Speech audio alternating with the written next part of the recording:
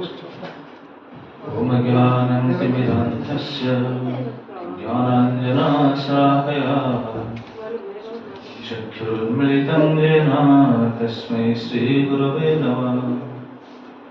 श्रीचैतन्यमनोभीष्टं स्थापितं येन भूतले स्वयं रूपः कदामह्यं ददाति स्वपदान्तिकम्। वन्देऽहं श्रीगुरो श्रीयुतपदकमलं श्रीगुरुन् वैष्णवांश्च श्रीरूपं सग्रजातं सहगणरघुनाथान्वितं तं सजीवं सावेतं सावधूतं परिजनसहितं कृष्णचैतन्यदेवं श्रीराधा कृष्णपादान् सहगणा ललिता श्रीविशाखान्वितांश्च। नमो विष्णुपदाय कृष्णप्रेष्ठाय भूतले श्रीमते भक्तिवेदान्त स्वामिन्निति नामिने। नमस्ते सरस्वतीदेवे गौरवाणी प्रचारिणे निर्विशेषशून्यवादी पाश्चात्यदेशतारिणे। हे कृष्णा करुणा सिन्धो दीनबन्धो जगत्पते गोपेश गोपिकान्त राधाकान्त नमस्तुते। तप्त काञ्चन गौराङ्गी राधे वृन्दावनेश्वरी वृषभानुसुते देवी प्रणमामि हरिप्रिये। पंचाकल्पतरुभ्यश्च कृपा सिन्धुभ्य एव च पतितानां पावनेभ्यो वैष्णवेभ्यो नमो नमः। नमो महावदन्याय कृष्णप्रेमप्रदायते कृष्णाय कृष्णचैतन्य नाम्ने गौरद्विषे नमः। जय श्री कृष्ण चैतन्य प्रभु नित्यानंद श्री अद्वैत गदाधर शिवासादि गौर भक्तवृंद। हरे कृष्ण कृष्ण कृष्ण हरे हरे हरे राम राम राम हरे हरे। यं प्रभृजन्तं मनुपेतं मपेतकृत्यं द्वैपायनामिरहकातराजुहाव पुत्रेति तन्मयतया तर्वोऽभिनेदो तं सर्वभूतहृदयेषु मुनिमानतोऽस्मि। नारायणं नमस्कृत्यं नरं चैव नरोत्तमम् देवीं सरस्वतीं व्यासं ततो जयमुदीरये। वेदे रामायणश्चैव पुराणे भारते तथा आदौ चन्दे च मध्ये च हरिः सर्वत्र गीयते। मूकं करोति वाचालं पङ्गुं लङ्घयति यत्कृपास्तमहं वन्दे श्रीगुरुदिनतारिणे परमानंद माधव। ओम नमो भगवते वासुदेवाय। ओम नमो भगवते वासुदेवाय। ओम नमो भगवते वासुदेवाय। ओम नमो भगवते वासुदेवाय। ओम नमो भगवते वासुदेवाय। ओम नमो भगवते वासुदेवाय। हरे कृष्ण। श्रीमद् भागवत में से हमको ये चर्चा करने का अवसर प्रभु श्री श्री राधा गोपाल कृष्ण श्री श्री जगन्नाथ बलदेव सुब्रह्मण्य की महाकृपा से मिल रहा है। हम ये चर्चा कर रहे हैं, आस्वादन कर रहे हैं और अपने आप को भी कैसे सटीक रास्ते में हम ले जाएंगे इसके बारे में हमको थोड़ा भी भागवत में से हमको कुछ पता चल रहा है। इसे भगवान की इच्छा से हो रहा है। तो श्रीमद् भागवतम में जो दिया गया है नामों की महिमा के बारे में हम सुन रहे हैं। परीक्षित महाराज जो जिज्ञासा कर रहे थे उनकी जिज्ञासा के ऊपर ये प्रसंग चल रहा है। तो परीक्षित महाराज का जिज्ञासा क्या था? व्यक्ति कैसे नरक को नहीं जाएगा, कैसे व्यक्ति नरक को नहीं जा पाएगा, इसके बारे में हमको बताइए। सुखदेव गोस्वामी इसके उत्तर में ये कह रहे थे कि व्यक्ति को नरक अवश्य जाना पड़ेगा। अगर कोई नरक को नहीं जाना चाहता है तो उनके लिए एक कार्य करना अवश्य है। वो क्या है? प्रायश्चित। और प्रायश्चित 3 तरीके से प्रायश्चित होता है। श्रेष्ठ प्रायश्चित है भक्ति प्रायश्चित। अगर कोई भक्ति प्रायश्चित करता है तो उनको नरक जाना तो दूर बात है, वो स्वप्नों में भी 3 चीज को नहीं देखेगा। और इसके उदाहरण से वो कह रहे थे कैसे यमदूत और विष्णुदूत के बीच जो संवाद हुआ था, इस संवाद से हमको पता चल जाएगा कि अगर कोई भक्ति करता है तो उनका नरक जाने का रास्ता कैसे बंद हो जाता है, इसके बारे में वो बता रहे थे। और यमदूत और विष्णुदूत कैसे भेंट हुए थे? एक आदमी को लेकर वो आकर उनका भेंट हो गया था। वो आदमी थे अजामिल, जो कि कानपुर के निवासी थे। कानपुर में एक ब्राह्मण कुल में जन्म लिए थे और ब्राह्मण होते हुए भी वो ब्राह्मणों का कार्य सही ढंग से नहीं कर पा रहे थे। वो बिल्कुल पथभ्रष्ट हो गए थे। उनका सब कुछ जो सदाचार था, सभी सदाचार को छोड़ चुके थे। क्योंकि व्यक्ति अगर गलती करता है तो उनका सदाचार अपने आप छूट जाएगा। आज हम देखते हैं लोगों में सदाचार क्यों नहीं दिखाई देता है? क्योंकि वो सही ढंग से अपने जीवन को नहीं चला पा रहे हैं।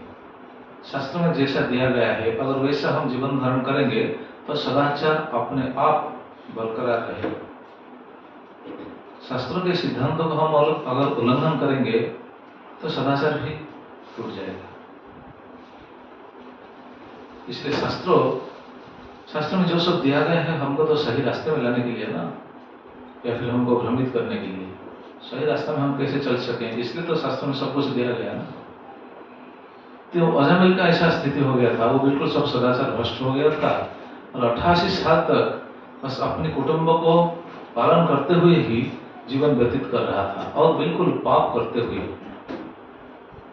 जैसे तैसे संसार को पोषण करना चाहिए, उनका मन में ऐसा विचार था। वो विचार को बिल्कुल मन में दृढ़ करते हुए वो सब कुछ काम कर रहे थे और रोजगार कर रहे थे। 88 साल तक उनका उम्र ऐसा बीतते गया। और जब लास्ट समय आता है, आज आ गया, उस समय यमदूत को देखकर उन्होंने बहुत भयभीत होकर अपने पुत्र को पुकार रहा था। जब पुत्रों ने अपने पुत्र को पुकार लिया, उस समय पुत्र का नाम नारायण था, इसलिए नारायण के नाम सुनते ही विष्णु के दूत वहां तुरंत आकर पहुंच गए। 4 विष्णुदूत और 3 यमदूत वो अपने आमने सामने हो गए। और विष्णुदूतों का कार्य क्या था? यमदूत तो पास लगाकर तो खींच रहे थे, विष्णुदूत ने उनको वारण किया, ऐसा खींचो मत। अगर जीना के लिए चाहते हो, जीने चाहते हो तो ऐसा खींचो मत, उनको छोड़ दो, ये अजामिल वैष्णव है।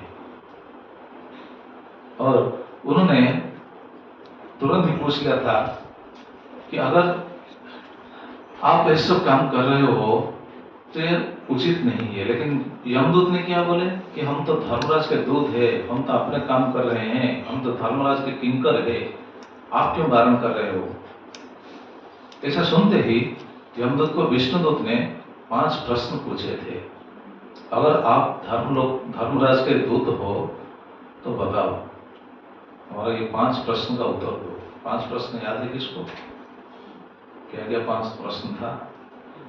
जोयं वै धर्मराजस्य यदि निर्देशकारिणा ब्रूतः धर्मस्य न तत्त्वं यच्च अधर्मस्य लक्षणम्। अगर आप धर्मराज के दूत हो तो हमें बताओ, पहले धर्म किसको कहते हैं, धर्म का मूल तत्व क्या है? ये पहला प्रश्न। दूसरा था यच्च अधर्मस्य लक्षणम्, अधर्म का लक्षण क्या है, अधर्म किसे कहते हैं? और तीसरा था कथंचित् भ्रेतदंडम किं दास्य स्थानम ईप्सितम दंड्यः किं कारणं सर्पे अहस्वित कथिचित् नृणाम्। ये 3 प्रश्न था इस श्लोक में। कथनचित ध्येय दंड, दंड कैसे दिया जाता है और दंड पाने का योग्य पात्र कौन है। और सभी कर्मी को, जो कर्म करते हैं, सभी कर्म करने वाले को दंड दिया जाता है या फिर कोई कोई छूट जाता है। ऐसे रिश्वत देकर कोई छूटने का कोई तरीका हो सकता है क्या? मतलब ये तो पूछने का कारण यही है, यमराज को या फिर यमदूत को रिश्वत देकर कोई छूट सकता है क्या? छूट पाएंगे? उधर जाकर क्या क्या रिश्वत देंगे उनको? कौन सा रिश्वत देंगे उनको?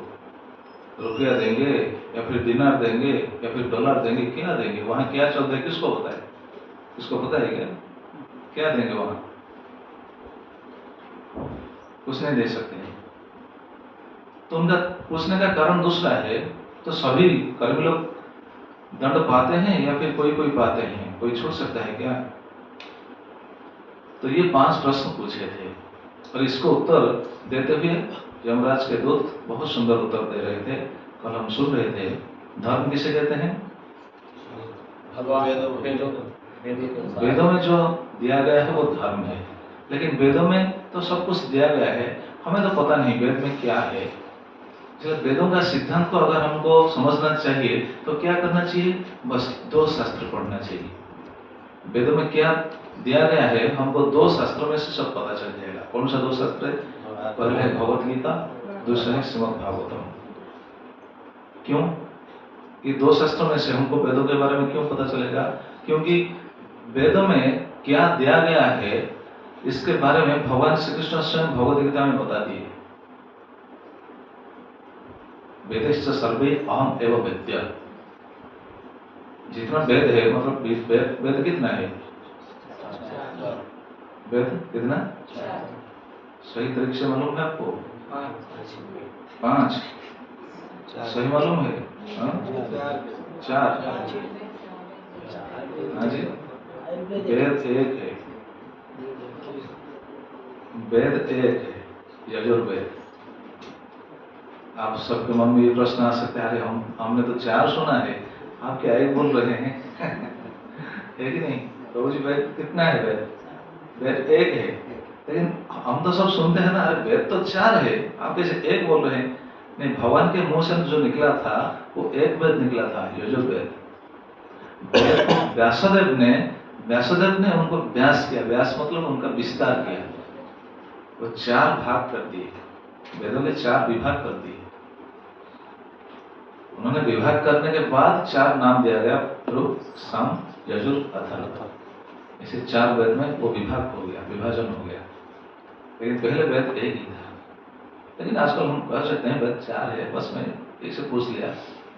तो वेद को व्यासदेव ने 4 भाग से विभक्त कर दिया।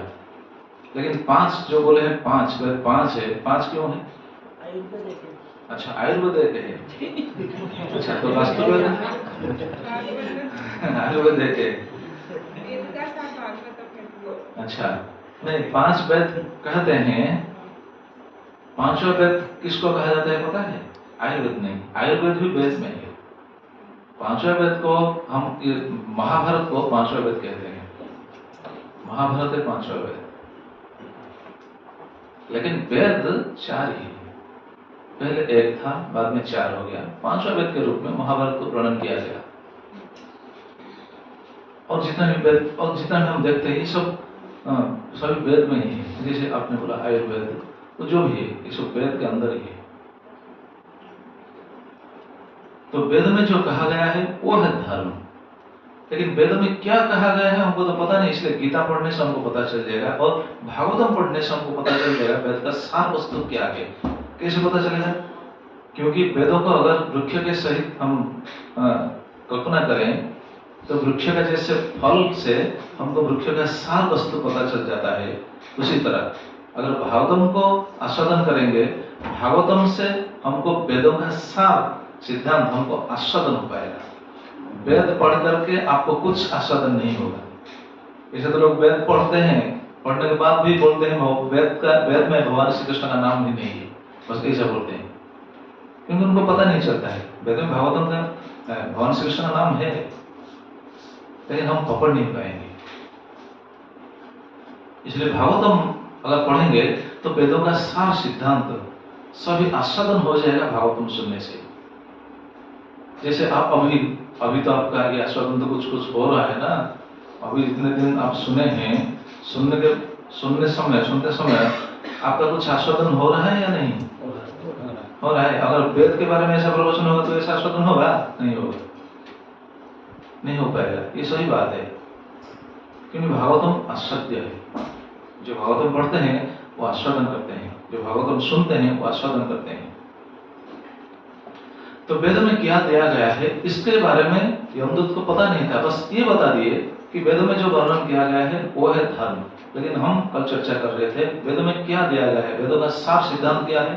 भगवान की भक्ति करना, भगवान की भक्ति करना, भगवान के पास जाना, भगवान के मतलब भगवान के पास जाकर बिल्कुल समर्पित हो जाना, ये है वेद का मार्ग। वेद में ये दिया गया है, लेकिन यमदूत को इतना पता नहीं था, बस बोल दिए वेद में जो कहा गया है वो धर्म है, और वेद में जो नहीं है, वेद विपरीत कार्य जो है वो है विधर्म। धर्म और अधर्म, अविधर्म क्या है वो बतला दिए। और वेद कहां से आया है उन्होंने बताया। वेद कहां से आया है? नारायण की निश्वास से प्रकट हुआ है, इसलिए वेद को कहा जाता है स्वयंभू। वेद स्वयं हुए इति सुश्रुम, हमने ऐसा सुना है। यमदूत ऐसा बोल रहे हैं, हमने ऐसा सुना है, मतलब यमराज के मुख से ये बात उनको कभी सुनते होंगे नहीं, तो ऐसा कैसे बोल रहे हैं? हमने सुना है, इसका मतलब यमराज उनको बताया है, लेकिन बिल्कुल डिटेल नहीं बताया है, कुछ कुछ बता दिया है। उनको थोड़ा थोड़ा मालूम है, जैसे पुलिस को सभी दफा के बारे में तो मालूम नहीं हो सकता है ना, लेकिन कुछ कुछ मालूम है कि नहीं? अगर कोई आईन का उल्लंघन करता है तो उनको दंड मिलेगा, ये तो पुलिस को मालूम है, हमसे ज्यादा उनको मालूम है ना।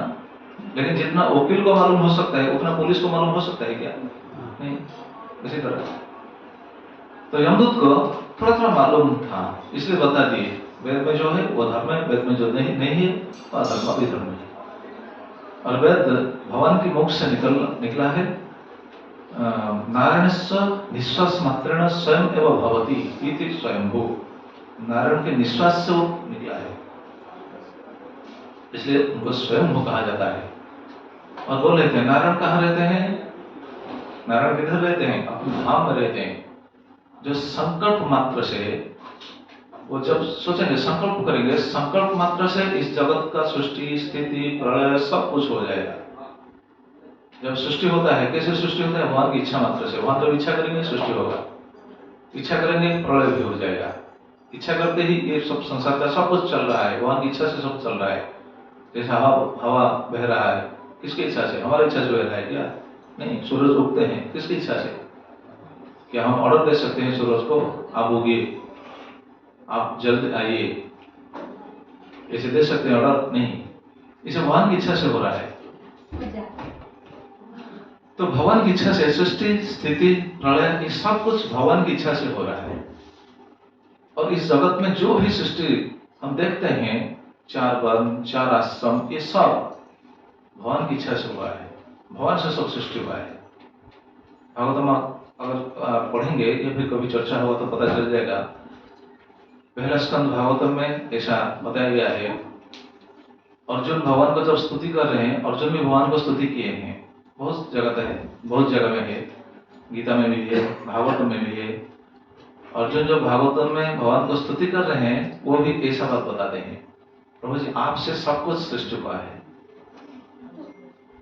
तो ऐसा उन्होंने बता दिया।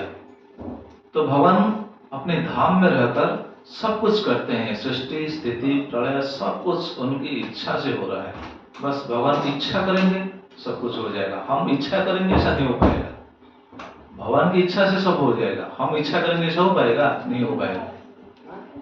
जैसे हम इच्छा करेंगे हमारे बच्चे बस सुधर जाए, हमारे बच्चे ज्ञानी हो जाए, हम इच्छा करेंगे, हो जाएगा? इच्छा करने से हो जाएगा? नहीं होगा। लेकिन भगवान अगर इच्छा करेंगे होगा कि नहीं? हो जाएगा। भगवान अगर इच्छा करेंगे इस जीव को सभी ज्ञान मिल जाए, हो सकता है कि नहीं? हम सोचेंगे तो ऐसा हो सकता है, लेकिन भगवान अगर ऐसा सोचेंगे तो हो जाएगा, इच्छा मात्र से हुआ है। जैसे ब्रह्मा जी को ज्ञान प्राप्त हुआ है, ब्रह्मा जी इतने बड़े ज्ञानी है, उनको ज्ञान कहां से मिला? वो कौन सी इंस्टीट्यूट में गए थे? कोई इंस्टीट्यूट गए थे क्या ज्ञान प्राप्त करने के लिए? नहीं। बस ब्रह्मा जी जब पहले प्रकट हुए थे, प्रकट होने के बाद वो तुरंत तप करने लगे। तप, दो शब्द उनको सुनाई दिया, तुरंत उन्होंने तप किया, और तप करते ही उनको सब ज्ञान आ गया। मतलब भगवत इच्छा से, भगवान जब इच्छा किए उस समय उनको पूरा ज्ञान आ गया, कैसे सृष्टि करना चाहिए, सृष्टि कैसे सब्जी को होंगे, कितना होंगे, कैसे होंगे, कहाँ होंगे, ये सब ज्ञान उनका आ गया। देखिए भगवान सोचते ही ऐसा ज्ञान ब्रह्मा जी पा गए। दूसरा भी एग्जाम्पल है भागवतम में, सब आपको पता चलेगा। भगवान अपने शंख को लेकर ध्रुव महाराज के कपाल पर जस्ट स्पर्श कर दिए। ध्रुव महाराज को जब भगवान शंख स्पर्श कर दिए, ध्रुव महाराज बहुत बड़े ज्ञानी बन गए, बहुत बड़े ज्ञानी हो गए। ध्रुव महाराज जो स्तुति कर रहे हैं, भागवतम में ध्रुव महाराज की स्तुति के बारे में बताया गया है। आप पढ़ेंगे ध्रुव महाराज के जो स्तुति है, 12 श्लोक में ध्रुव महाराज ने भगवान को स्तुति की है। ये 12 स्तुति को सभी आचार्य लोग कहते हैं ये 12 आदित्य के बराबर है। तो ध्रुव महाराज तो छोटे बच्चे थे, 5 साल के बच्चे थे, उन्होंने ऐसा क्यों स्तुति कर दिया, कैसे स्तुति कर दिया? ये भगवान की इच्छा से, मतलब भगवान इच्छा की, भगवान की इच्छा मात्र से सब हो गया। तो देखिए यमदूत ये बोल रहे हैं कि भगवान अपने धाम में रहते हैं और इच्छा मात्र से सब कुछ हो जाता है सृष्टि में। और उनका प्रश्न था कैसे दंड दिया जाता है और दंड पाने का पात्र कौन है। तो हम कल चर्चा कर रहे थे कि संसार में जो भी जीव जितना भी पाप करता है, जिधर भी पाप करता है, जैसा भी पाप करता है, वो सभी पापों के बारे में पता चल जाता है यमराज को, या फिर उनके जो असिस्टेंट है चित्रगुप्त, उनको पता चल जाता है। इसलिए 12 साक्षी होते हैं, 12 लोग साक्षी हैं। याद है कौन कौन 12 लोग?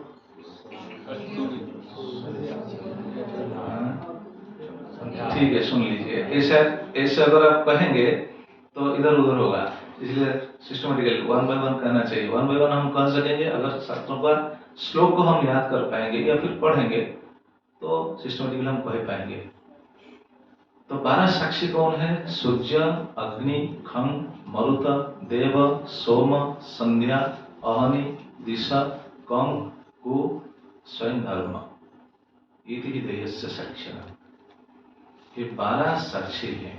कल बता रहे थे प्रभु 12 सीसीटीवी लगा है मतलब हम किसी को भी ठग नहीं पाएंगे। किसको ठगेंगे? बिल्कुल चांस नहीं। हम बोलेंगे नहीं, हम इधर भारत में अगर कोई गलती करेंगे तो पकड़ सकते हैं, हमको कोई पकड़ सकता है। हम विदेश में करेंगे तो विदेश में क्या भगवान का पानी नहीं है क्या, पवन नहीं है क्या, सूरज नहीं है क्या? जिधर भी जाइए वो तो सब है ना। हम तो सुन रहे थे ना, जो 12 जो असिस्टेंट होते हैं उनको तो पता चल जाता है, आप जिधर भी जाइए।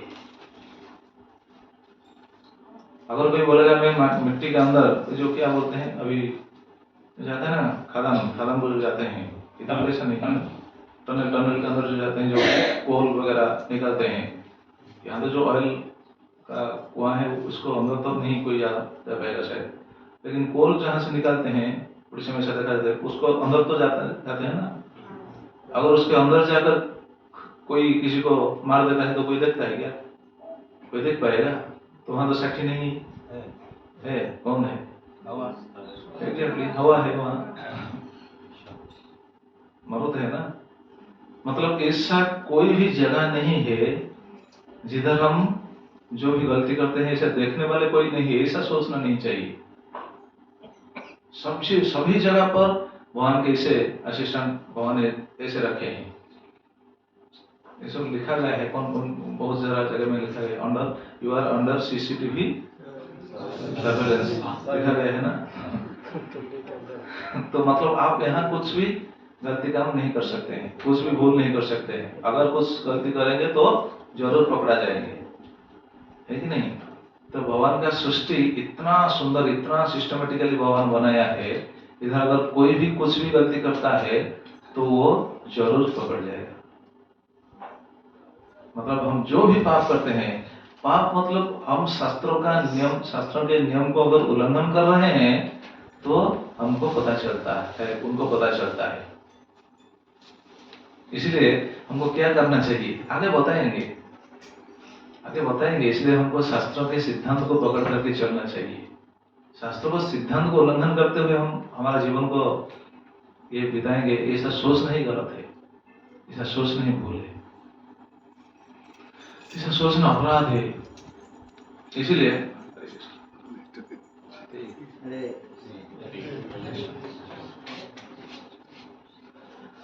तो इसे वो बता दिए कि इसे 12 साक्षी हैं और उन साक्षियों से साक्षी लेकर व्यक्ति को दंड दिया जाता है।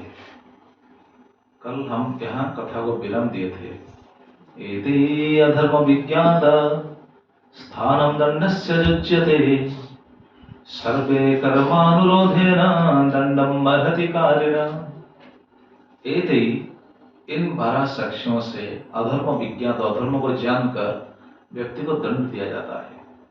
मतलब कोई ऐसा नहीं सोच सकता है कि मैं जो भी कर रहा हूँ कोई देखने वाला नहीं है, मैं वहां जाकर वहां से छूट जाऊंगा, ऐसा कोई नहीं सोच सकता है। एते ही अधर्म विज्ञातो स्थानम दंडस्य युज्यते। दंड कौन पाता है? दंड किसको क्या दिया जाता है? तो जो पापी है उनको दंड दिया जाता है, छूट नहीं सकेगा। और सभी लोग दंड पाते हैं या कोई कोई पाते हैं? सभी लोग। वो पूछ रहे थे ना, सभी लोग जो सकाम कर्म करते हैं वो सभी लोग दंड पाते हैं या कोई कोई पाते हैं? वो बताएंगे नहीं, सभी लोग दंड पाते हैं। सकाम कर्म जो करते हैं वो दंड पाएंगे। सकाम कर्म का मतलब क्या है? कर्म 3 प्रकार का होता है, पता है किसको? कर्म 3 प्रकार का होता है। एक है कर्म, दूसरा है विकर्म, तीसरा है अकर्म। तो कर्म को कहा जाता है सकाम कर्म। ये अगर कर्म के बारे में अगर बोलेंगे तो वो तो बहुत टाइम चला जाएगा, मैं इसके बारे में बताने की कोशिश नहीं कर रहा हूँ। बस इतना जान लेना चाहिए, कर्म मतलब सकाम कर्म। सकाम कर्म मतलब हम कर्म कर रहे हैं कुछ पाने के लिए, कुछ पाने के लिए अगर हम कर्म कर रहे हैं, वो भी वेदों का निर्देश को पालन करते हुए, वेदों का निर्देश को उल्लंघन करके अगर कोई काम कर रहा है कुछ, तो वो तो विकर्म कहा जाता है, वो तो विकर्म कहा जाएगा। सकाम कर्म या कर्म या सकाम कर्म, विकर्म या अकर्म, 3 कर्म होते हैं। सकाम कर्म मतलब कर्म या सकाम कर्म मतलब हम जो करते हैं कुछ पाने के लिए, वो भी कैसे? शास्त्रों के निर्देश को पालन करते हुए अगर करते हैं तो वो सकाम, और शास्त्र के निर्देश को उल्लंघन करके जो करते हैं वो विकर्म कहा जाता है। इसका मतलब क्या है? जो विकर्म करते हैं उनको तो दंड जरूर मिलेगा। वो पूछ रहे थे जो सकाम कर्म कर रहे हैं उनको दंड मिलेगा, सभी को मिलेगा या फिर कोई कोई दंड पाएंगे? तो बोलते हैं नहीं, जो सकाम कर्म करते हैं वो सभी दंड पाएंगे। मतलब वेदों के निर्देश को पालन करते हुए भी जो कर्म कर रहे हैं उनका भी कुछ ना कुछ गलती होगा, कहने का तात्पर्य है। आजकल तो वेदों के निर्देश को तो बिल्कुल उल्लंघन करके लोग काम करते हैं ना, शास्त्र में जो दिया गया है उनको तो बिल्कुल ठुकरा कर काम करते हैं। आपको जो होगा देखा जाएगा ऐसा सोच सबका है कि नहीं? सब ऐसे ही सोचते हैं, ठीक है जो होगा देखा जाएगा। कौन देखेगा भाई?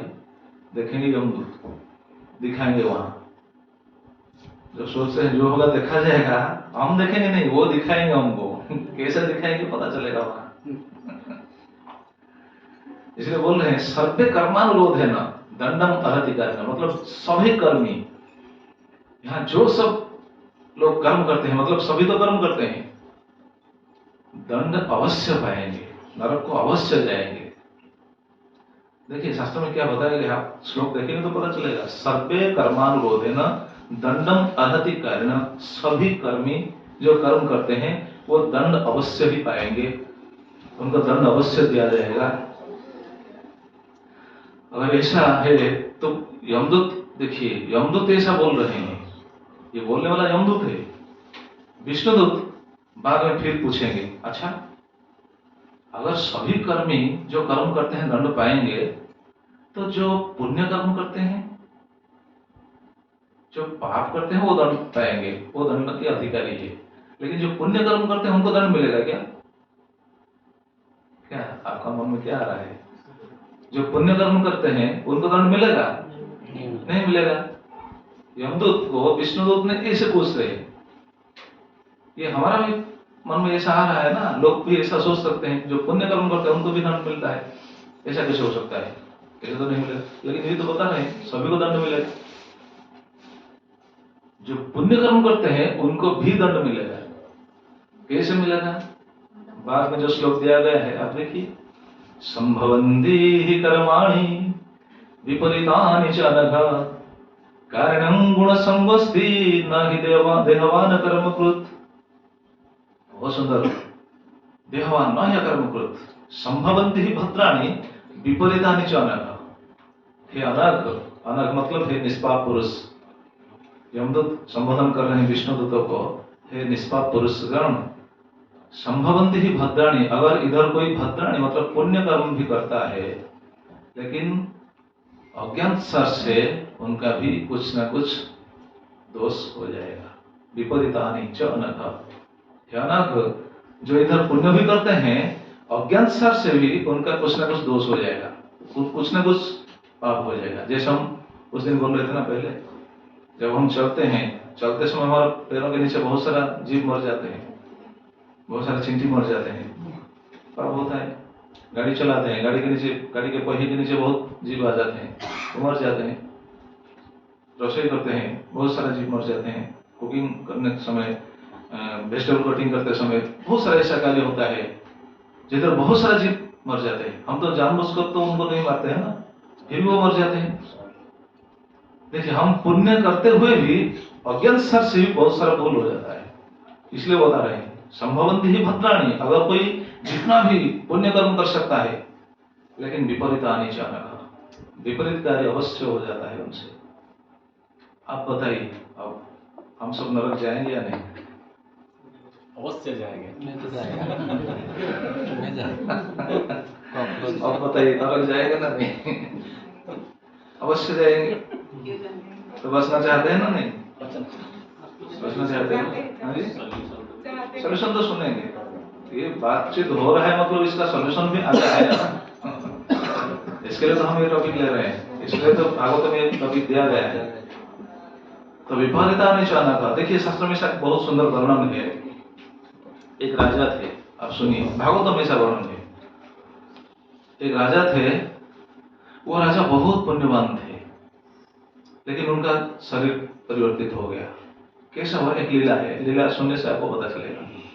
जब भगवान श्री कृष्ण द्वारका में लीला कर रहे थे, भगवान श्री कृष्ण द्वारका में द्वारकाधीश होकर तो लीला कर रहे थे, राजा बनकर रहे थे 100 साल।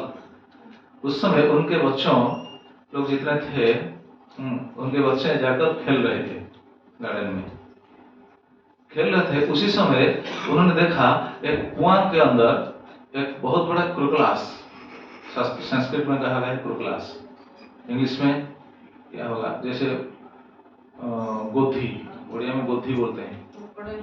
हाँ जी, ना क्रोकोडाइल नहीं, गोधी। गोधी को कौन कौन देखते? गोधी, गोधी हाँ जी, गो, एलिगेटर। वो तो इंग्लिश, एलिगेटर तो क्रोकोडाइल हो गया ना, वो बोलते हैं उसको छोटा। हाँ, छोटा। ठीक है, आप समझ लीजिएगा, एक क्रोकोलास मतलब ये एक गोधी है, गो बोलते हैं। हाँ जी, बड़ा गो, ठीक है। क्रोकोलास, शास्त्र में क्रोकोलास नाम दिया गया है। और कहीं कहीं जैसे एंडो, एंडो कौन कौन है? लीजर तो चिपको भी होता है, प्रजापति वही है। हाँ ठीक है, क्रोकोलास, हम क्रोकोलास ही समझेंगे।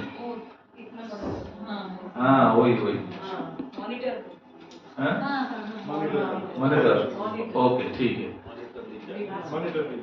ठीक है। तो उस समय, ठीक है सुनिए, तो भगवान के बच्चे जाकर खेल रहे थे और एक कूप में उन्होंने देखा क्रोकोलास ऐसा गिर गया था।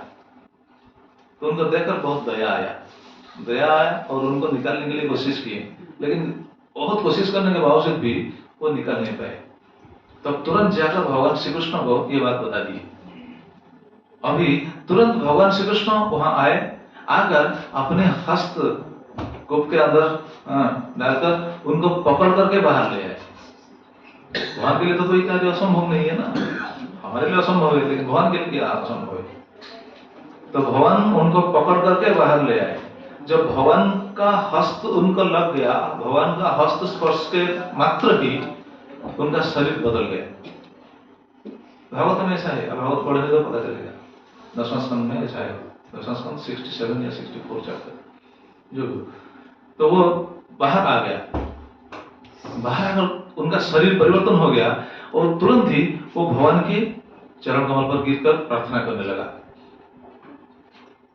ये सब बच्चे लोग देखकर हैरान हो गए, अरे ये तो खुलखुलास था, ये ऐसा क्यों परिवर्तन हो गया? कैसा परिवर्तन हो गया? देखने के लिए तो बहुत सुंदर दिखता है, अभी ऐसा देवलोक में कोई देवता आया है ऐसा दिखता है। 10वां स्कंद 64 चैप्टर आप पढ़ेंगे तो पता चलेगा। तभी भगवान श्री कृष्ण उन्हें पूछने लगे कि आप कौन हो? वो बताया उस समय, प्रभु आपको मालूम नहीं मैं कौन हूँ? आपको तो सब कुछ मालूम है, आपको पता नहीं मैं कौन हूँ। तो भगवान फिर भी पूछ रहे नहीं आप बताओ, क्योंकि भगवान चाहते थे कि उनके मुख से अपने बच्चों को या हम सबको शिक्षा दिलाने के लिए, इसलिए भगवान बार बार पूछने लगे नहीं आप बताओ आप कौन है। उसी समय उन्होंने बताया, प्रभु मैं एक राजा था। कौन सा राजा? इक्ष्वाकु वंश में मैं एक राजा था। इक्ष्वाकु वंश मतलब जो वंश रामचंद्र महाप्रभु के बहुत पहले वो वंश था, सूरज वंश, सूर्य वंश, उससे पहले इक्ष्वाकु। भगवान भगवद गीता में इक्ष्वाकु नाम बताया है, 4था अध्याय में ये बात बताया है ना, एवं विवस्वत योगम प्रोक्तवान अहम अप्ययम विवस्वान मनोविप्राह मनो इक्ष्वाकु अब्रवीत। ये जो योग, ये गीता का ज्ञान, ये सृष्टि से पहले मैं सूरज देवता को दिया था। सूरज ने बाद में विवस्वान को दिए, विवस्वान ने मनु को दिए, मनु ने इक्ष्वाकु दिए, ऐसा चलते आ रहा है, बस ऐसा बताए। तो ये जो इक्ष्वाकु वंश का ये राजा थे, उनका नाम था महाराज नृग। क्या है? महाराज नृग। महाराज नृग थे और वो बोल रहे थे, प्रभु जी मैं बहुत पुण्य काम किया था, बहुत पुण्य काम कर रहा था। कैसे पुण्य कर रहे थे वो बहुत गोमाता और धन, अलंकार, स्वर्ण, भूमि ये सब दान कर रहे थे, बहुत किए थे। ब्राह्मण को देते थे, कोई भी ब्राह्मण उनके द्वार से बिल्कुल निहत्ता, मतलब बिना दान न लेकर ऐसे कोई नहीं जाता था, सबको वो देते थे, जितना जो चाहता है वो देते थे। इतना बहुत क्या बोलते हैं, बहुत वो अपने मुंह से बोल रहे हैं। हो सकता है कोई ऊपर जितना क्या बोलते हैं तारका है ना, स्टार से, अगर कोई तारा जितना है वो शायद कोई गिन सकता है, लेकिन मैंने इतना दान दिया है उनका कोई गिन नहीं सकेगा। ये पृथ्वी का जितना धूली है शायद कोई गिन सकता है, लेकिन मेरा दान को कोई नहीं गिन पाएगा, मैंने इतना दान किया। भगवान बोले अगर इतना दान किया मतलब पुण्य किया, इतना पुण्य किया तो तुम्हारा ये शरीर क्यों हो गया था? तब वो बोल रहे हैं, प्रभु जी मैं एक बार ब्राह्मण को दान दे रहा था, गौ माता दान दे रहा था, लेकिन एक गौ माता मैं ब्राह्मण को दिया, वो गौ माता लेकर चला गया। फिर मैं दूसरा ब्राह्मण को एक गौ माता दिया, वो भी लेकर चला गया। लेकिन बाद में वो 2 ब्राह्मण झगड़ते हुए आकर मेरे पास पहुंच गए, पहुंचकर मुझसे पूछने लगे आपने गौ माता को किसको दिया था? बात क्या होता मालूम है? मतलब पहले ब्राह्मण को ये जो गौ माता दे दिया था, पहला ब्राह्मण लेकर चला गया था, वो लेकर जाकर वो गौ माता को अपने घर में रख दिया था। बाद में वो गौ माता फिर से वहां निकलकर आकर राजा के जो गौ गोष्ठ थे वहां घुस गया था। वही गौ माता को उन्होंने दूसरा ब्राह्मण को दे दिया। तो पहला ब्राह्मण जब देखा उनका गौ माता नहीं है, वो ढूंढते हुए आ रहा था। जब ढूंढते हुए आ रहा था उस समय देखा दूसरा ब्राह्मण ये गौ माता को लेकर जा रहा था, तो आमना सामना हो गया। आमना सामना होते ही वाद विवाद हो गया। वो बोल रहा था ये मेरा है, वो बोल रहा था ये मेरा है, वो बोला नहीं इसको मैंने राजा से पाया है, वो भी बोला राजा ने ये मुझको दिया है। तो ऐसा झगड़ते हुए कोई समाधान नहीं हो पाया। बाद में उनको जाना पड़ा राजा के पास। राजा के पास जाकर राजा से पूछने लगी, महाराज आप बताइए ये गोमाता किसको दिया? महाराज क्या बताएंगे? आप अगर महाराज है क्या बताएंगे, जरा बताइए। अगर आप महाराज की स्थिति में है तो क्या बताएंगे? कैसे सांत्वना देंगे उन दोनों ब्राह्मणों को? सांत्वना देने का तो कोई तरीका नहीं है ना, कोई तो उपाय नहीं है ना। फिर भी महाराज प्रयास किए, ठीक है आप एक काम कीजिए, पहले ब्राह्मण को बताए, ठीक है आप एक ब्राह्मण को ये दो गोमाता को दूसरा ब्राह्मण को दे दीजिए, मैं इस गोमाता के स्थान पर मैं आपको 10,000 गोमाता दूंगा, छोड़ दीजिए। पहला ब्राह्मण बोला नहीं, मैं छोड़ने वाला नहीं हूँ, क्योंकि आप ये गोमाता मुझको दिया, क्योंकि वो तो झगड़ करके आए थे ना। तो दूसरे ब्राह्मण को भी समझाया, ठीक है आप ये गोमाता को उनको दे दीजिए, मैं आपको 10,000 के 1,00,000 दूंगा। वो बोला नहीं, मुझे भी नहीं चाहिए, मुझे ये ही चाहिए। बस ऐसा झगड़ने लगे और ऐसा झगड़ते हुए कुछ ऐसा बोल के बस वहां से छोड़ करके चले गए, वो गोमाता को छोड़ करके चले गए। उसी समय भगवान को बोल रहे हैं दुर्गा महाराज, प्रभु देखिए मैं इतना पुण्य कर रहा था लेकिन अज्ञान सर से एक भूल हो गया। वो जानबूझकर भूल किए थे क्या? वो गोमाता आकर घुस गया था ना, वो तो जानबूझकर ही भूल नहीं किए थे। उन्हें बोला मैं अज्ञान सर से मेरा ये भूल हो गया। क्या भूल हुआ? ब्राह्मण असंतुष्ट हो गए मेरे ऊपर। अज्ञान सर से ब्राह्मणों के प्रति उनका भाव तो सही था ना, उनका सही भाव होते हुए भी अज्ञान सर से एक ऐसा भूल हो गया जिसके कारण उनको यमराज के पास जाना पड़ा। यमदूत लेकर गए, चलो मृत्यु के बाद यमदूत के पास, यमदूत यमराज के पास लेकर गए। जाने के बाद वहां चित्रगुप्त ने अपना क्या बोलते हैं हिसाब सब खोलकर बता दिए, प्रभु जी इनका कोई पाप नहीं है, वो बहुत पुण्य किया है लेकिन एक पाप है, ब्राह्मण ने उनके ऊपर क्रोध किया, ब्राह्मण असंतुष्ट होकर उनके घर से चले गए थे। तभी यमराज ने उनको पूछा, ठीक है आपका तो बहुत पुण्य है, पाप ज्यादा नहीं, बस एक ही पाप है, आप बताइए पुण्य का फल पहले भोगेंगे या फिर पाप का फल भोगने के लिए तैयार होंगे? अगर हमको पूछा जाए तो हम क्या बोलेंगे? हमको तो पूछा नहीं जाएगा। और जैसे हम तो पूछेंगे आप कौन सा फल भोगेंगे पहले? बिल्कुल नहीं, जबरदस्त लेकर डालेंगे कुंभी बाग नर्क में या फिर पान नर्क में, या फिर अब तो 28 नर्क है, पढ़ लीजिएगा। तो वो इतना पुण्यवान थे, उनका बस कुछ ही पाप नहीं था, एक ही था, वो एक ही था, इसलिए उनको पूछ लिए यमराज। तो उन्होंने बताया, ठीक है प्रभु जी अगर मेरा एक पाप है तो पाप का फल मैं पहले भोग लूं। जब ऐसा बात बोले उनको नरक में कोई दंड नहीं मिला, बस तुरंत ही ये कुर्कला शरीर मिल गया। कुर्कला शरीर मिलते ही वो आकर इस कूप में गिर गए थे। लेकिन भगवान देखिए वो इनका इतना पुण्य था, भगवान का हस्त स्पर्श उनको मिला। कुर्कला शरीर मिलने के बाद भी उनका पुण्य इतना था, उनका ये स्पर्श, भगवान का स्पर्श सुयोग मिल गया। ये पुण्य के बल पर नहीं मिला। ऐसा नहीं सोचना चाहिए कि हम भी पुण्य कर रहे हैं हमको ऐसा मिल जाएगा। नहीं नहीं नहीं, पुण्य करने से भगवान की संस्पर्श, भगवान के स्पर्श का सुयोग नहीं मिलेगा। वो भक्ति कर रहे थे, उनके पुण्य के बीच एक भक्ति हो गया था। श्रील विश्वनाथ चक्रवर्ती ठाकुर अपनी टीका में ये लिखते हैं, कैसा भक्ति था। वो ब्राह्मण को जो दान दे रहे थे ना, हम अभी सुने, तो ब्राह्मण को जो दान दे रहे थे, एक ऐसा ब्राह्मण उनके पास आया था जो दान ले रहे थे, लेकिन वो जो दान दे रहे थे वो दान को लेकर एक मंदिर निर्माण कर रहे थे। एक जगह पर मंदिर निर्माण हो रहा था।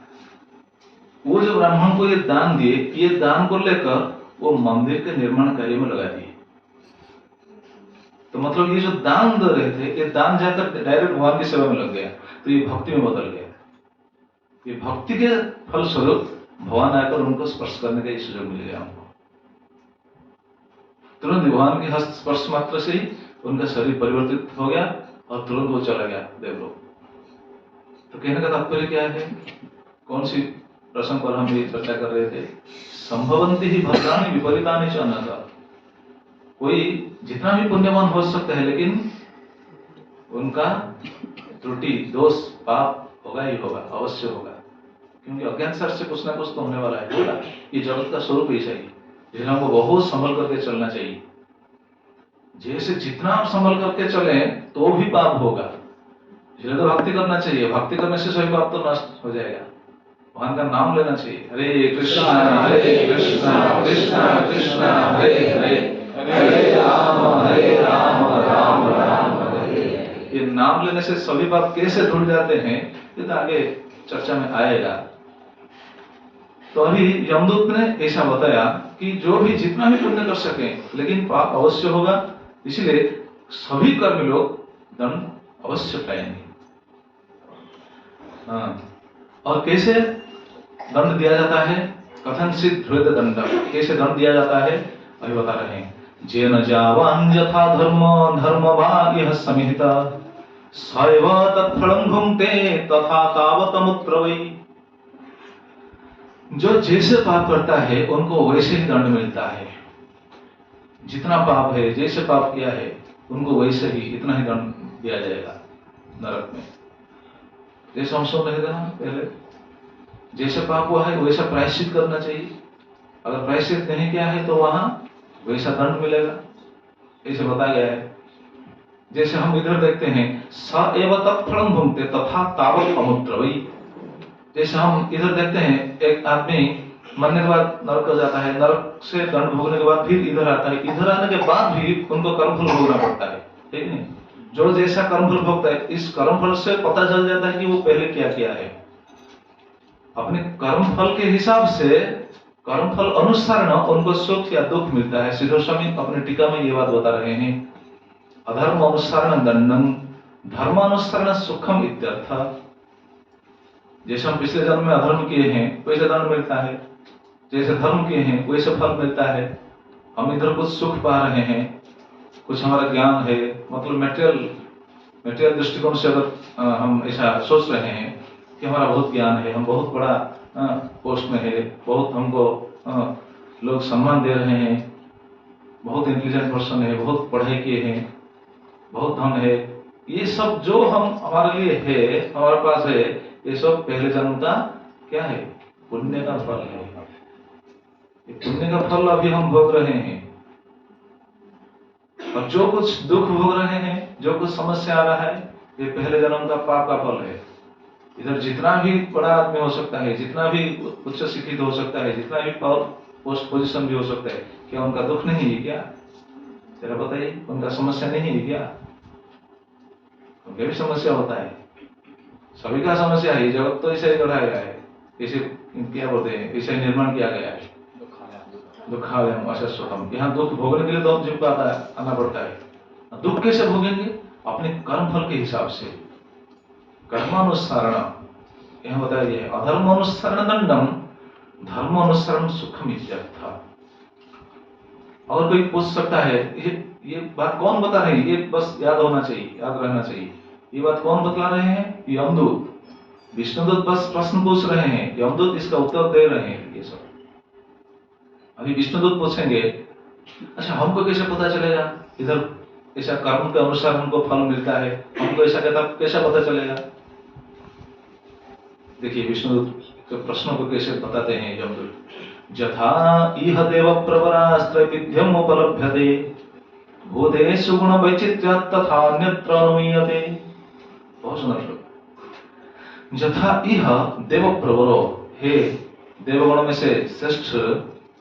आप देखिए यथा इह मतलब, यह मतलब इस जन्म में हम तीन तरीके से लोग देखते हैं। तीन तरीके से लोग, कुछ ऐसे होते हैं, तीन तरीके से लोग के बारे में बहुत आचार्य बहुत सुंदर सुंदर बात बताए हैं। ये सब कर्म फल के हिसाब से, कर्म फल के अनुसार ही उनका ऐसा स्थिति होता है। जैसे कोई बिल्कुल दुखी है, कोई दुखी होते हैं, कोई ज्यादा सुखी है, उनका भी दुख है। ऐसा नहीं कि बिल्कुल दुख नहीं हो सकता, नहीं दुख है, लेकिन ज्यादा सुख उनको मिलता है इस जगत में। कोई ज्यादा दुखी है, बहुत परिश्रम कर, बहुत मेहनत करते हैं, लेकिन अपने परिवार को पोषण करना भी उनके लिए बहुत दिक्कत होता है, बहुत मेहनत करने के बावजूद भी वो बहुत कष्ट में रहते हैं। लेकिन बहुत है जिनको बहुत सुख मिलता है, और कुछ है जिनको सुख दुख ऐसा बस इधर 50-50 ऐसा चलता है। तो ऐसे 3 तरीके से लोग हमको यहाँ देखने मिलते हैं। ये एक कैटेगरी होते हैं। 3 तरीके से जो त्रैविध्यम 3 प्रकार के लोग होते हैं ऐसा। और दूसरा है जैसे कुछ लोग शांत होते हैं। अगर किसके पास वो जो क्या बोलते हैं उनका स्वभाव देखते हैं, कोई कोई शांत होते हैं, शांत, कोई कोई देखते हैं शांत नहीं, घोर है कि नहीं, इधर देखते हैं कि नहीं, कोई शांत है, कोई घोर है, कोई कोई मूढ़, मतलब उनको कुछ पता नहीं चलता, जगत के बारे में कुछ पता नहीं, कुछ उनको कुछ ज्ञान नहीं होता है। तो ऐसा क्यों होता है? ये भी 3 प्रकार के लोग होते हैं। क्यों होते हैं? वो पिछले जन्म के कारण, पिछले जन्म के कर्म के कारण उनको ये भोगना पड़ता है। कोई शांत है, मतलब वो पिछले जन्म में वो ऐसा था, सत्वगुण का प्राबल्य है उनके पास, ये गुण के प्रभाव से होता है। भूतेषु गुण वैचित्र्यात्, जीवों में भर ये गुण के प्रभाव से ऐसा देखते हैं, हम दिख जाते हैं। सभी के ऊपर गुण के प्रभाव है कि नहीं? 3 गुण सभी के ऊपर है, सत्व रजो तम सभी जीव के ऊपर है। देखिए हम बाहर भी देखते हैं, बहुत सारा दूसरा जीव भी ऐसे ही होते हैं। आपने देखे होंगे शायद, कोई देखिए इधर तो नहीं है, इधर तो पता नहीं चलेगा, लेकिन भारत में आप शायद ऐसा देखे होंगे, कोई गाय बहुत शांत होते हैं, है कि नहीं? कोई गाय ऐसा है आप उनके पास नहीं जा सकते हैं, अगर जाएंगे तो क्या करेगा? बिल्कुल फेंक देगा। तो उनके पास ये जो गुण आता है कहां से आया? सभी जीवों में ऐसा है, सभी जीवों में। कोई बैल आप देखेंगे, कोई सांड देखेंगे, सांड भी है, इधर तो नहीं है, भारत में हम देखेंगे, आप भी देखे होंगे, कोई सांड देखते होंगे, बिल्कुल वो शांत है, कोई सांड बिल्कुल उनके पास नहीं जा पाएंगे। तो सभी जीवों के ऊपर ये 3 गुण होता है। 3 गुण मतलब ज्यादा गुण, जिस गुण का प्रभाव ज्यादा होता है उनके ऊपर उस गुण के प्रभाव से वो प्रभावित होकर ऐसा स्वभाव उनका दिख जाता है। तो यहाँ ये बताया गया भूतेषु गुण वैचित्र्यात्। और तीसरा कैटेगरी होते हैं, मतलब भूतेषु गुण वैचित्र्यात् का तीसरा एक दृष्टांत दिया गया है। कोई कोई धार्मिक होते हैं, कोई कोई अधार्मिक होते हैं, कोई कोई मध्यवर्ती, मतलब कुछ दिन धर्म करेंगे, कुछ दिन अधर्म करेंगे, बस ऐसा चलता रहेगा उनका। ये भी 3 प्रकार के होते हैं। हम कौन सा कैटेगरी में है? हाँ जी हम कौन से कैटेगरी में है ये बताया गया है। मतलब हमारा पास जो भी गुण दिखता है ये सब पिछले जन्म का कर्म का फल होता है। तो इससे ये नहीं पकड़ लेना चाहिए कि हमको बस तो जो हो रहा है बस ऐसे हम चलेंगे, नहीं। तो सुधरने के लिए मनुष्य जन्म दिया गया है, सुधर पाएंगे। मनुष्य जन्म कैसे समझने में आ जाएगा, जैसे आप इधर तो नहीं है, रेलवे में कोई सफर कर रहा होगा, शायद रेलवे में सफर किया है कि नहीं? रेलवे में सफर किए हैं, इधर तो रेलवे नहीं है। तो रेलवे में जो सफर करते हैं, देखिए रेलवे में जब ट्रेन जाता है एक जगह पर रुकता है, उसको क्या कहते हैं? स्टेशन कहते हैं। लेकिन एक ऐसा भी स्टेशन होता है जिसको हम जंक्शन कहते हैं। जंक्शन भी एक स्टेशन है कि नहीं? आप बताइए स्टेशन और जंक्शन में क्या फर्क होता है? जंक्शन में कई बताइए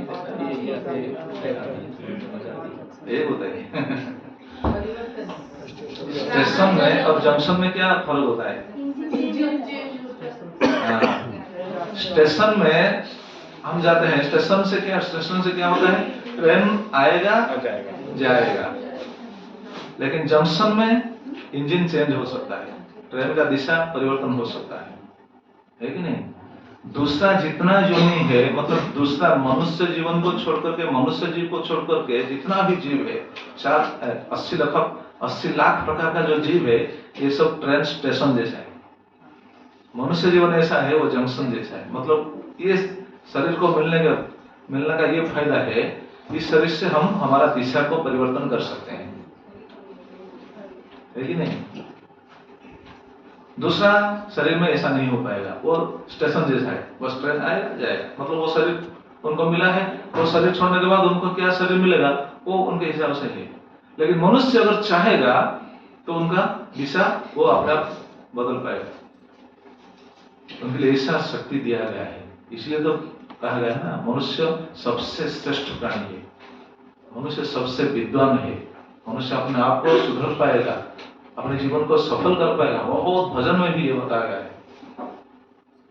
तो यहाँ ये बताते हैं, ऐसे 3 तरीके से लोग हम देखते हैं, ये कर्म के फल से हमको ऐसा भोगना पड़ता है। देखिए, और इस जन्म से भी हमको ये पता चल जाता है कि पिछले जन्म में क्या क्या है, मतलब क्या, मतलब पाप क्या है या पुण्य क्या है।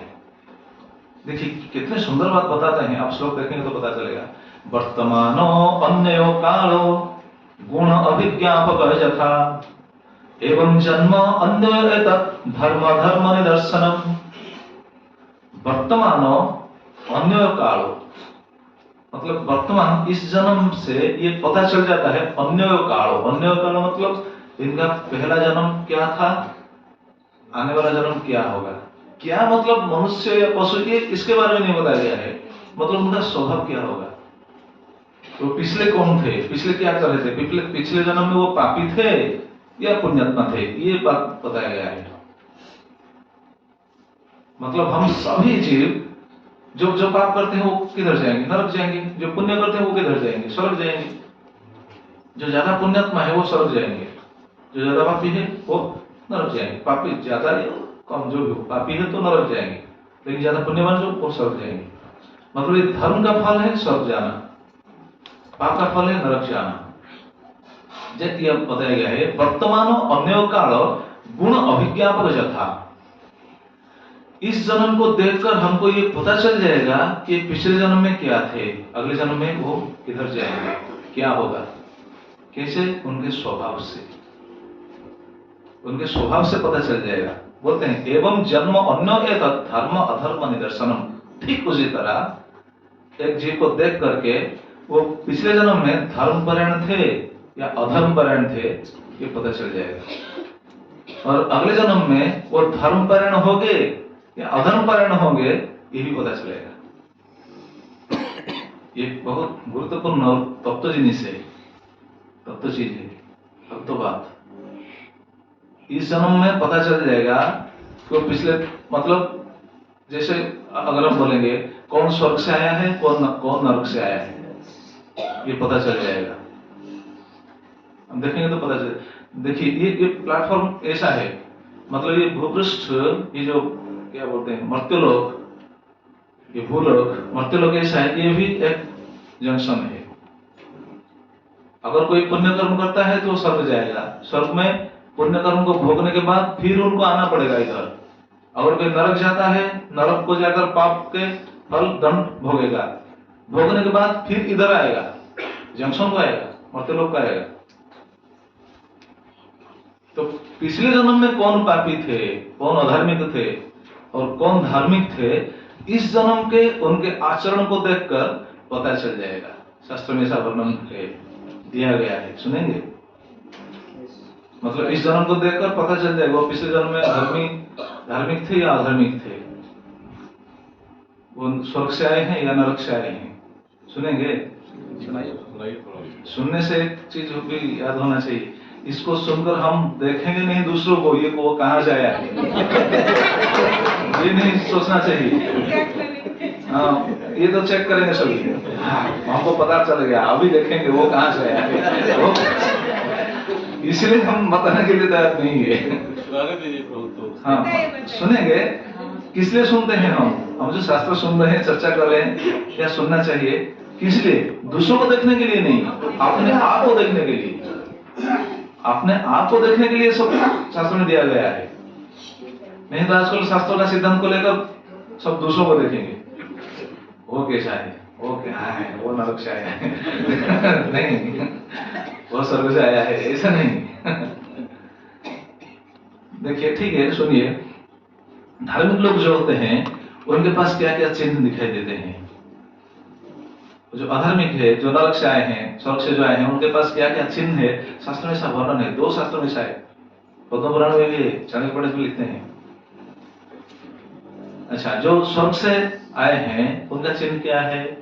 स्वर्गे स्थितानाम इह जीवलोके चत्वारि चिन्हानि वसन्ति देहे दान प्रसंगा मधुरा च वाणी देवार्चनम ब्रह्मणम तर्पणम च। ये भागवत में नहीं है श्लोक, भागवत में नहीं, ये दूसरा शास्त्र पद्म पुराण। स्वर्गे स्थितानाम यह जीवलोके, स्वर्ग में जो लोग, स्वर्ग में जो जीव होते हैं, अगर स्वर्ग से इधर कोई आया है तो उनके पास, मतलब इसका माध्यम से हमको ये भी पता चलता है, जो पिछले जन्म में जो धार्मिक थे, यहाँ उनका ऐसा स्वभाव दिखाई देगा। चत्वारि चिन्हानि वसन्ति देहे, उनके देह में 4 चिन्ह दिखाई देगा। क्या क्या? पहला है दान प्रसंगा, दान करेंगे। लोग दान करते हैं कि नहीं? लोग दान करते हैं। जो दान करते हैं वो स्वर्ग से आए हैं। मतलब हम भी दान करते हैं। कोई सोच सकता है हम भी दान करते हैं, कोई भिखारी आता है तो हम उनको 1 रुपया दे देते हैं, हम भी दान करते हैं, तो क्या हम स्वर्ग से आए हैं? नहीं, दान का मतलब ऐसा नहीं समझना चाहिए। मतलब दान का मतलब क्या है ये भी जानना चाहिए ना, ये भी मालूम होना चाहिए। दान मतलब दान करेंगे, लेकिन ऐसा सोचेंगे कि मैं दान कर नहीं पा रहा हूं। दान करके जो पश्चाताप कर, अरे इतना क्यों दे दिया, इतना देना नहीं चाहिए, बस और कम देने से काम चल जाता, इतना दे दिया, अगर ये सोचते हैं, ये दान का स्वरूप नहीं है। दान के बारे में बहुत सारा सिद्धांत है, गीता में भगवान बताए हैं, पद्म पुराण में है, बहुत शास्त्र में है दान के बारे में। दान कैसा होना है, दान 3 प्रकार का होता है, कौन सा दान सही है, कैसा दान करना चाहिए, कैसा दान गलत है, ये सब बताया जाए। इसके बारे में नहीं बताना, बस ये सुन लेना चाहिए। दान प्रसंगा, और दान करना चाहिए। हम किसको दें या न दें, लेकिन भगवान को देना चाहिए। सुन रहे थे ना, वो भगवान के मंदिर के लिए वो दे दिया, वो भगवान का स्पर्श का सुयोग मिल गया। दूसरे हम किसको नहीं दे सकते, ठीक है, लेकिन भगवान, सब तो भगवान का है ना, सब कुछ भगवान का। हम बोलते हैं ना, उस दिन श्लोक में बोल रहे हैं, हाँ, तेरा तुझको समर्पण, क्या बोलते हैं? हाँ जी, तेरा तुझको क्या लगे मेरा, हाँ, तेरा तुझको क्या लगे मेरा, ठीक है। तेरा तुझको अर्पण क्या लगे मेरा। अच्छा, तेरा तुझको अर्पण क्या लगे मेरा, ऐसे बोल रहे थे उस दिन, ठीक है। सब कुछ तो भगवान का है ना, सब कुछ दीजिए, भगवान को देना चाहिए। हम नहीं दे सकते हैं, लेकिन गृहस्थ धर्म में ऐसा नियम है, सब कुछ देना चाहिए, भगवान के लिए देना चाहिए। दूसरों को हम नहीं दे सकते हैं, ठीक है।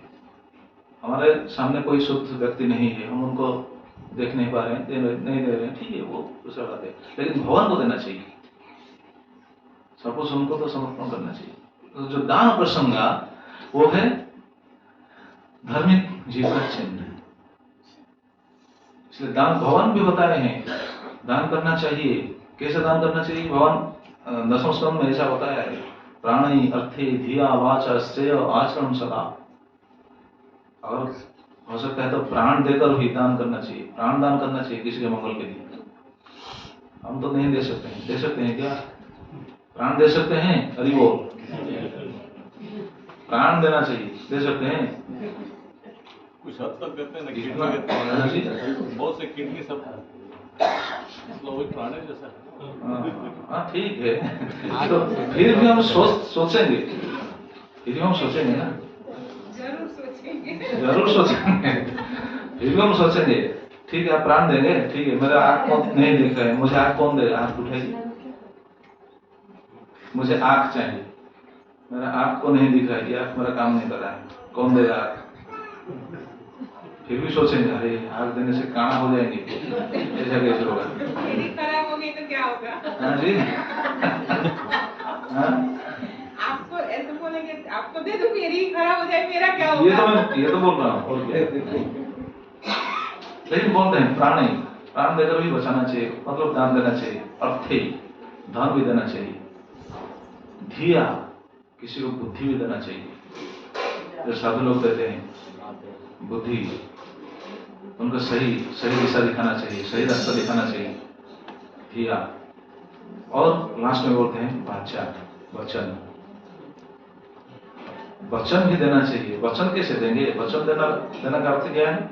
मतलब उनको ऐसा वचन बोलना चाहिए जिससे वो आश्वस्त हो जाएगा। सभी लोग दुख में है ना, ऐसे वचन उनको आप्लुत करना चाहिए कि वो बिल्कुल आश्वस्त हो जाएगा। तो जो ये है धार्मिक व्यक्ति का चिन्ह, दान प्रसंगा। और दूसरा है मधुरा च वाणी, मधुर वाणी, मीठा वाणी। मीठा वाणी जो बोलते हैं वो पिछले जन्म में धार्मिक थे और अगले जन्म में वो धार्मिक स्थिति पर ही रहेंगे। दान प्रसंगा मधुरा च वाणी, और वो स्वर्ग से आए हैं, मधुर वाणी। एक ऐसे लोग आप मिलेंगे हर जगह पर, ऐसे है। जैसे गांव में हम देखते हैं कोई कोई ऐसे आदमी हो सकते हैं जिनके साथ आप बात करेंगे तो आपको बहुत शांति मिलता होगा, है कि नहीं? गांव में ऐसे कोई कोई आदमी दिख जाते हैं जिनके साथ आप अगर बात करेंगे तो आपका बहुत सारा दुख कम हो जाएगा। वो आप ऐसे अपनी वाणी में ऐसे सिंचन करेंगे, आपका सब दुख दूर हो जाएगा। ये मधुर वाणी, दान प्रसंगा मधुरा च वाणी। और देवार्चनम, देवार्चनम, देवता, ब्राह्मण, देवता, भगवान, ये सबको अर्चन करेंगे, मानेंगे, पूजेंगे। और लास्ट है ब्राह्मण तर्पण च, ब्राह्मण, साधु, संत, वैष्णव, ये सबको बहुमान करेंगे, पूजा करेंगे, सेवा करेंगे। तर्पण का अर्थ क्या है? तर्पण का अर्थ, तो ये सब धर्म का चिन्ह है। मतलब पिछले जन्म में वो धार्मिक थे, इस जन्म में ऐसा कार्य कर रहे हैं, अगले जन्म में वो फिर धार्मिक होंगे। और जो पिछले जन्म में अधार्मिक थे, जो नरक से आए हैं, उनका चिन्ह क्या है? वो सुनेंगे? सभी हम बोलते हैं, सुनेंगे? सुनिए। यहाँ जो बैठे हैं सब धार्मिक, यहाँ तो सब बैठे हैं धार्मिक है, लेकिन देखिए जो नरक से आए हैं, ठीक है, ठीक है, हाँ ठीक है, वेद अगर नहीं होते हाँ वो ठीक है, सही है, सही है। सब भागवत कथा सुन रहे, इसका मतलब बहुत पुण्य की है। एग्जैक्टली, क्योंकि आजकल ये सही बात है, जो भागवत महात्म्यों के बारे में हम अभी चर्चा करके आए हैं उड़ीसा में, और तभी हुआ था, बहुत सुना तभी। जो भागवतम सुनते हैं ना, वो साधारण व्यक्ति नहीं है, जिनके बहुत जन्म का पुण्य इकट्ठे होते हैं, उनको भागवतम सुनने का अवसर मिलता है। ऐसा वर्णन है पद्म पुराण में। तो इससे हम ये सीख लेना चाहिए, मतलब ये ऐसा सोचना नहीं चाहिए कि अगर हमारा पुण्य नहीं है तो हम भागवतम नहीं सुनेंगे, नहीं जाएंगे। नहीं नहीं, जरूर जबरदस्त आना चाहिए। जबरदस्त आने से हमको पुण्य भी मिलता है ना। तो ये है धार्मिक लोग का चिन्ह।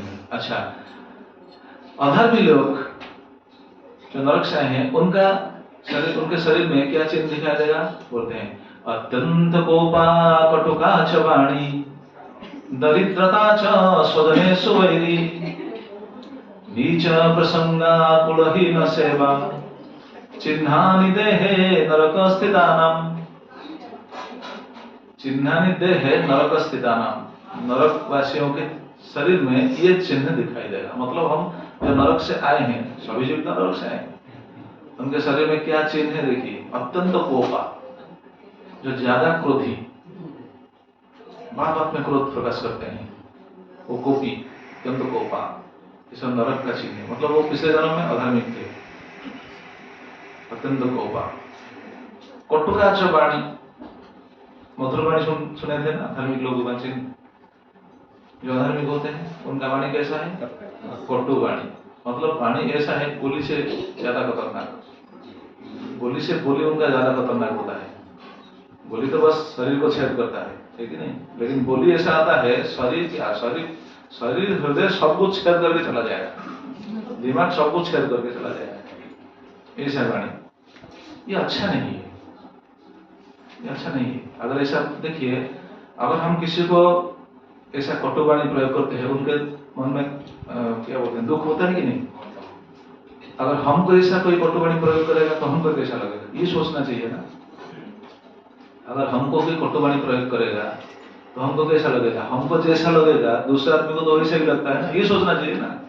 लेकिन वो ऐसा सोच नहीं सकते क्योंकि उनका शरीर में तो ये चिन्ह दिखाई देगा ना, कटुकाच वाणी, अत्यंत कोपा, कटुकाच वाणी। वो ऐसा क्यों करते हैं, क्योंकि नरक में वो ऐसा सब उनका आदत हो गया था ना। यमदूत जो दंड देते हैं, क्या वो अच्छे अच्छे बात बोलकर दंड देते हैं क्या? नहीं, गाली गुलोज करके, गाली करके दंड देते हैं। जो गाली सुनते हुए आया है वो इधर आकर के सही बात, अच्छा बात बोलेगा, उनके मुंह से अच्छा बात नहीं निकलेगा। वहां तो बहुत मार खाते हुए आया है, इसलिए इधर आकर वो दूसरों को कष्ट ही देगा। अत्यंत कोपा, कटुकाच वाणी, और क्या है, दरिद्रता। दरिद्र, इधर जो दरिद्र है वो नरक से है। दरिद्र मतलब क्या समझते हैं आप? जो दान वान ना करे वैसा है, लेकिन अच्छा, मन का दरिद्र है। दरिद्र मतलब धनहीन, ऐसा सब समझते हैं, लेकिन दरिद्र का दूसरा अर्थ है। दरिद्र का अर्थ है जितना धन हो उनके पास उतने में वो संतुष्ट नहीं होता है, ये है सही दरिद्र। मतलब ज्यादा और चाहिए, वो दरिद्र है वास्तविक। हाँ सुनिए, बात चेक मत कीजिएगा। मतलब जितना धन है वो उतना में संतुष्ट नहीं हो पा रहे हैं, और चाहिए, जिनका तृष्णा बहुत है, वो सही ढंग से देखा जाए तो वो दरिद्र है। जिनका जितना भी धन हो वो संतुष्ट हो जाते हैं, बस ठीक है, आज मेरा माथा में इतना लिखा गया था, बस इसमें मैं संतुष्ट हो जाऊं, वो दरिद्र नहीं, वो तो धनी है। आप जरा बताइए, अगर दरिद्र से ऐसे हम पकड़ेंगे तो सुदामा के पास तो बिल्कुल धन नहीं था, तो क्या कहेंगे? सुदामा दरिद्र कहेंगे? वो तो धनी थे, बहुत बड़े धनी थे। हाँ जी, मन से बहुत बड़े धनी। हाँ, और क्या? तो दरिद्र का मतलब ये है जो संतुष्ट नहीं होते हैं, धन को लेकर संतुष्ट नहीं होते, वो दरिद्र होते हैं। और क्या? स्वजनेषु वैरी। स्वजनेषु वैरी, स्वजनेषु मतलब अपनी निज जन, स्वजन तो समझ में आ रहा है ना, जो अपनी निज, अपने क्या बोलते हैं, संबंधित व्यक्तियों में से जो वैरी भाव रखते हैं, मतलब जैसा दुश्मनी रखते हैं, ये सब नरक का चिन्ह है, ये सब अधार्मिक व्यक्ति का चिन्ह है। देखिए आजकल तो बिल्कुल ये दिखाई देता है संसार में, है कि नहीं? परिवार में झगड़ा, संबंध व्यक्ति में झगड़ा, ये सब होता है। स्वजनेषु वैरी। स्वर्ग में ज्यादा लोग जा नहीं पा रहे हैं। हाँ जी, अभी स्वर्ग में ज्यादा लोग जा नहीं पाते। बिल्कुल, रास्ता तो बंद है, तो स्वर्ग जाने के लिए रास्ता ही बंद है। कैसे जाएंगे? वहाँ क्या बिस्तरा जाता है या इंडिगो जाता है या क्या एयर इंडिया जाता है? कौन सा फ्लाइट जाता है? गर्लफ्रेंड जाएगा, बिल्कुल। ठीक है, टिकट बुक कीजिए, जाएगा।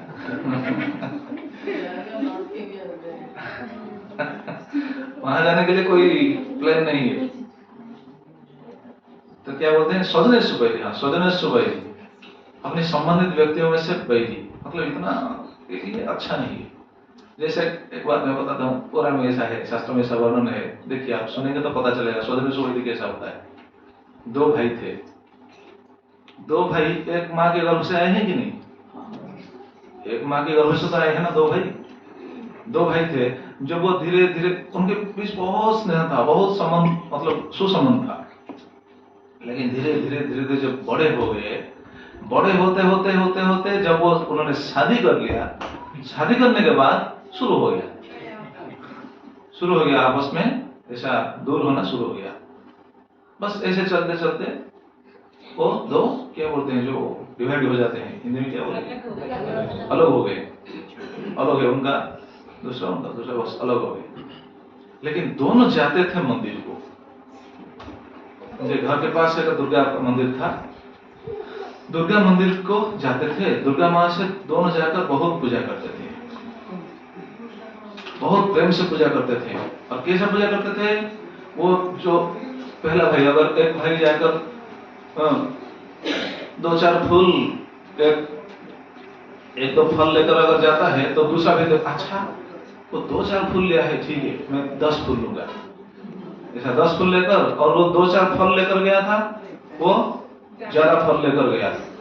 तो ये सजाते हैं मंदिर को, जो भी हो, लेकिन माँ को पूजा तो करते हैं। तो एक दिन माँ ने सोच लिया, ठीक है ये दोनों तो बहुत प्रेम से आ रहे हैं, ठीक है। एक भाई जब आया माँ ने उनको पूछा, माँ ने उनको दर्शन दिया, दर्शन देकर पूछने लगा, ठीक है तुम मेरा बहुत बड़ा भक्त हो, मैं तुम्हारा पर बहुत प्रसन्न हूँ, ठीक है तुझे कौन सा वर चाहिए बताओ, तुम्हें जो वर चाहिए मैं दूंगा, लेकिन एक चीज। क्या है? वो बोला क्या चीज? देखो तुम जो वर लोगे, तुम्हें जो वर दिया जाएगा, तुम जो वर मांगोगे वो जरूर मिलेगा, लेकिन तुम्हें जितना मिलेगा तुम्हारा भाई को डबल मिलेगा। तो तुम्हारा भाई को डबल मिलेगा। वो सोच में पड़ गया, क्या मांगू क्या मांगू, सोच में पड़ गया। सोचने लगा अगर मैं बहुत बड़ा मकान मांग लूं, बंगलो मांग लूं, मुझे तो मिल, लेकिन मेरा भाई को डबल मिल जाए, 2 मिले ना, नहीं हो सकता, ऐसा नहीं मान सकते। सोचा अगर मैं कुछ धन मांग लूं तो भैया को तो 2 डबल मिल जाएगा, ऐसा नहीं हो सकता। सोच में पड़ गया, वो क्या मांगेगा समझ में नहीं आ रहा है उनको। तो दुर्गा माँ ने बोले, अरे तुम वर लोगे या मैं चला जाऊंगा? नहीं रुकिए वर दीजिए, अब बोलो ना क्या वर चाहिए बोलो। दुर्गा माँ जब बोली क्या वर चाहिए बोलो, वो सोचते एक ऐसा समाधान उनके मन में आ गया। बोला ठीक है माँ, अगर मेरे ऊपर आप प्रसन्न है तो मेरा आंख मतलब आंख काना कर दीजिए, मतलब मेरा आंख नष्ट कीजिए। मतलब उसका फल क्या है? मेरा एक आंख नष्ट हो जाएगा, कम से कम एक आंख तो रहेगा ना, मैं तो एक आंख से देख सकूंगा जगत को, लेकिन मेरा भाई का 2 आंख चाहिए। मेरा भाई का जैसे 2 आंख चला जाए, वो बिल्कुल अंधा होना चाहिए। दुर्गा माँ बोले वाह, इतने दिनों के बाद मुझे बहुत सुंदर भक्त मिला है जो अपने भाई के लिए इतना मंगल चिंता कर, अपने भाई का इतना मंगल चिंतित है वो। तो कहने का तात्पर्य क्या है? ये है स्वजनेषु वैरी। देखिए वो जाकर माँ की पूजा कर रहे हैं, लेकिन स्वजनेषु वैरी, ऐसे शास्त्रों में ऐसा बहुत सारा दृष्टांत है। ये सब अधार्मिक का चिन्ह है। मतलब ये क्यों होता है? मोह माया के जाल में होता है। ये और क्या, ये अधर्म के कारण होता है। मतलब उनका चित्त शुद्ध नहीं है। बहुत बोलते हैं कि मतलब जिससे भाई थे बंटवारा हो गया, बच्चे हो गए, शादी हो गई, इसलिए बंटवारा हो गया, तो क्या मतलब किसका दोष बोल सकते हैं? नहीं, ये अधर्म का कारण है। 5 पांडव भाई नहीं थे क्या? 5 पांडव भाई थे, एक पत्नी को लेकर वो चल रहे थे। पत्नी के लिए कभी झगड़ा हुआ था क्या? नहीं। द्रौपदी के साथ वो थे कि नहीं? द्रौपदी के साथ रहते थे, कोई झगड़ा नहीं हो रहा था। तो देखिए ऐसा हो रहा है, बस अधार्मिक का लक्षण है। शास्त्रों में ऐसा दिया गया है। क्यों होता है? तो वो कारण ये सब आएगा बाद में। अगर कोई बाद में जो सब टॉपिक आगे सब है, अगर वो सुनेंगे तो पता चल जाएगा धीरे धीरे। तो ठीक है, यहाँ और क्या बोलते हैं? अत्यंत कोपा कटुका च वाणी दरिद्रता च स्वजनेषु वैरी नीच प्रसंगा। नीच प्रसंगा मतलब जो दूसरों की निंदा करते हैं, वो है नीच प्रसंगा। हर समय दूसरों की निंदा करना, ये वो क्या, वो ये क्या, ऐसा वो कर रहे हैं। अरे जो भी जिसको जो काम है वो करने दीजिए ना, तुम क्यों निंदा कर रहे हो? ये निंदा करना ये नरक का चिन्ह है, ये अधर्मिक का चिन्ह है। किसी का भी निंदा करना नहीं चाहिए। उसके बगैर चैन कहाँ? नरक को जाने के लिए तैयार हो जाना चाहिए, और दूसरा रास्ता जाने के लिए दूसरा रास्ता कहाँ, ये भी सोचना चाहिए। जाने के लिए भी दूसरा रास्ता भी नहीं है, बस उधर ही जाएंगे। निंदा किसी का भी करना नहीं चाहिए। भागवतम में जो बताया गया है कि अनिंदित शास्त्र, भागवतम में किसी का निंदा नहीं किया गया है। बस सिद्धांत के तौर पर हमको जो मिल रहा है, जैसे हम उस दिन बोल रहे थे ना, सुखदेव गोस्वामी अजमिल को मूढ़ अज्ञ ऐसा बोल रहे हैं, क्यों? मतलब मूढ़ और अज्ञ का लक्षण ऐसा होता है, ये निंदा नहीं कर रहे हैं, ये ऐसा उनका लक्षण होता है, ऐसे बोल रहे हैं, निंदा नहीं। और साधु लोग जो बोलते हैं, सुखदेव गोस्वामी अगर बोलेंगे तो ठीक है, वो उनको सही रास्ते में लाने के लिए, लेकिन हम तो ऐसा नहीं बोल सकते हैं ना। जैसे साधु लोग कभी कभी कटा बात बोलते हैं, प्रभुपाद बहुत कटा बात बोलते थे कभी कभी, तो कटा बात बोलते थे क्यों? क्योंकि रास्ते में लाने के लिए। जैसे हम देखते हैं, एक दृष्टांत के माध्यम से हमको पता चल जाएगा। जैसे हम मेडिकल जाते हैं, डॉक्टर क्या करते हैं, हमारा एक घाव है, बहुत बड़ा घाव है, बहुत कष्ट हमको हो रहा है, डॉक्टर क्या करते हैं, वहां पर अस्त्रोपचार करते हैं कि नहीं? वहां पर सीजर चलाते हैं, नाइफ चलाते हैं, देखने के लिए, बाह्य दृष्टि से देखने के लिए तो गलत है ना, किसी के ऊपर हम अगर सीजर चलाएंगे, नाइफ चलाएंगे, ये तो गलत बात है ना, लेकिन वो यूं करते हैं क्यों ऐसा? बताइए, आप बताइए। हाँ जी, ठीक करने के लिए ना, उनको ऐसा ऑपरेशन वो करते हैं क्योंकि उनको सही स्थिति में लाने के लिए, है कि नहीं? उनको सही रास्ते में लाने के लिए, मतलब उनको ठीक करने के लिए। उस तरह अगर शास्त्र में कहीं दिया गया है, और नहीं तो शास्त्र में तो बात तो बताया गया है, अगर हम सोचे शास्त्र में हमको निंदा किया गया है, नहीं, हमको सही रास्ता दिखाने के लिए ये बात बताया गया है। इसलिए साधु लोग जो बोलते हैं कि ऐसा, हमको ऐसा नहीं समझना चाहिए कि साधु ने हमको निंदा किया, नहीं, प्रभुपाद ऐसा बहुत बात बताते थे। तो ये हमको शिक्षा देने के लिए, हमको सही रास्ते में लाने के लिए ये सब बताया गया, साधु ऐसा बोलते हैं। लेकिन हम अगर किसी को इससे डायरेक्ट इंगित करके बोलेंगे, अरे वो ऐसा किया, वो ऐसा किया, मतलब हम पापी हो गए, ये ऐसा नहीं होना चाहिए। हमको कैसे सुधरना चाहिए, हम कैसे सही रास्ते में चल सकें, ये हमको पकड़ कर लेना चाहिए शास्त्रों में से क्या दिया गया हमारे लिए, तब हमारा जीवन सफल होगा। तो देखिए क्या ये बात हम चर्चा कर रहे थे। तो वर्तमान अन्य कालो गुण अभिज्ञापक यथा एवं जन्म अन्य एतत् धर्म अधर्म निदर्शनम। तो इस जन्म में हमको पता चल जाएगा कि पिछले जन्म में वो क्या थे, धार्मिक थे या अधार्मिक थे, और इस जन्म में जो दिखाई दे रहा है उनके अंदर, अगले जन्म में वो क्या होंगे ये भी पता चल जाता है, ऐसा होगा। तो इसका मतलब क्या है? इसका मतलब ये नहीं समझना चाहिए कि जो अधार्मिक है वो तो सभी जन्म में वो तो अधार्मिक जैसे बने के रहेंगे, नहीं नहीं नहीं। इसलिए मनुष्य जन्म दिया गया है, इसलिए साधु संघ का सुजोग दिया गया है, इसलिए शास्त्र दिया गया है, इसलिए शास्त्र पढ़ना चाहिए, साधु संघ करना चाहिए, हमको समझना चाहिए कि हम अधार्मिक है, हम कैसे धार्मिक बन पाए, हमारा स्थिति ऐसा है, हम कैसे सुधर जाएं। इसलिए मनुष्य जन्म में ये चांस दिया गया है ना। अगर मनुष्य जन्म प्राप्त करने के बावजूद हम अगर ये चांस को हम क्या बोलते हैं छोड़ देंगे, तब तो बहुत बड़ा घाटा है। इसलिए मनुष्य जन्म में हमको सुधरना चाहिए, सुधरने के लिए शास्त्र में दिया गया है। तो धार्मिक हो या फिर अधार्मिक हो, जो भी हो, उनका जो भी कर्म फल हो, सिर्फ एक कर्म से सभी कर्म फल सब जुड़ जाएगा।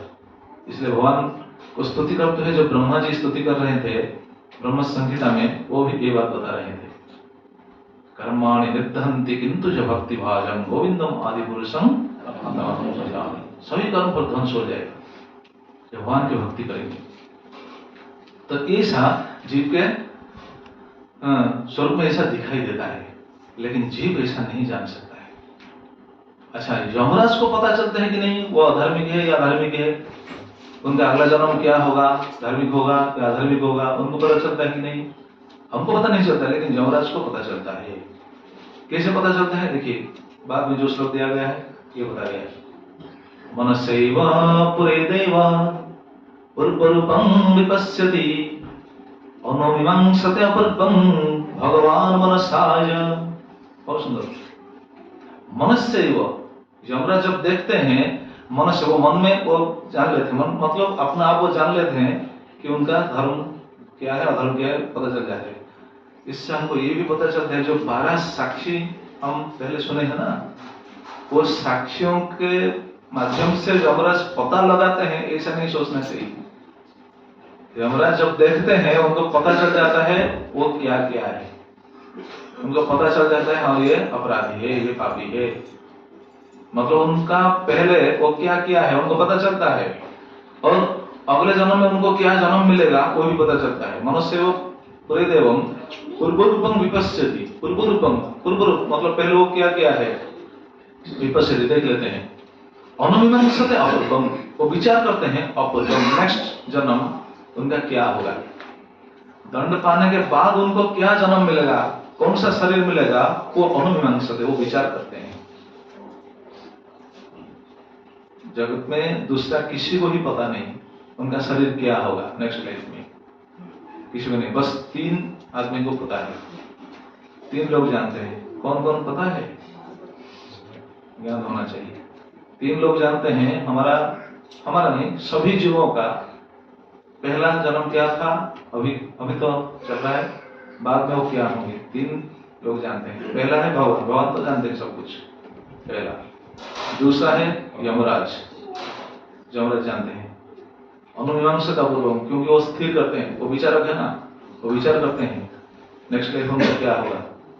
तीसरा जानते हैं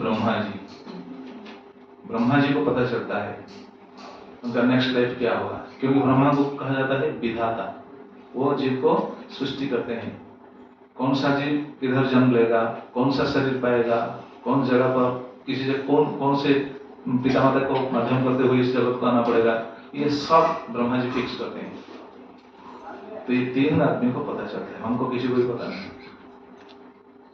अनुमीमांसते अपूर्वम, हमको पता नहीं चलता, हमको क्या पता चलता है, बस ये जीवन ही सर्वस्व है, सारे, बस हमको ये ही पता चलता है।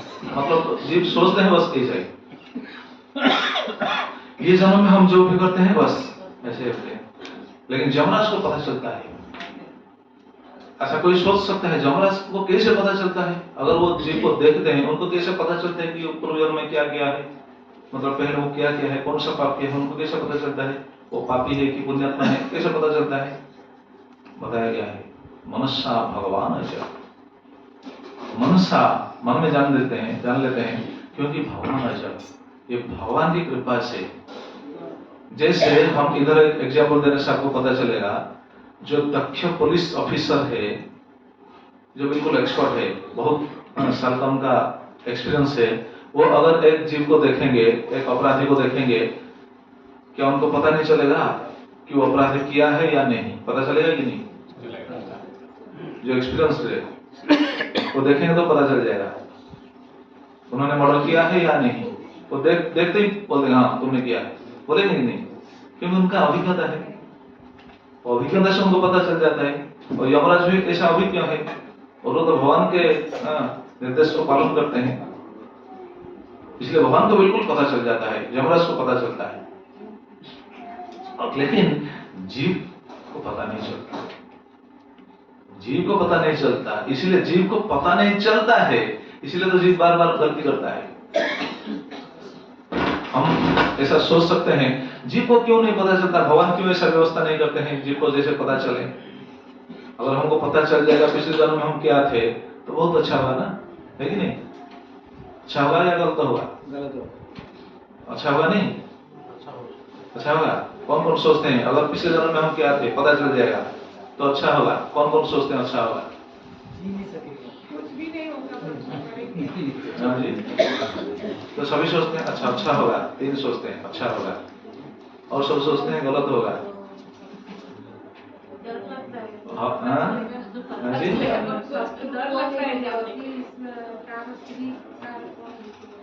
अगर पिछले जन्म के बारे में हमको पता चल जाएगा तो बहुत समस्या हो जाएगी, इसलिए भगवान हमको नहीं बताते हैं, पता चलेगा तो समस्या हो जाएगा।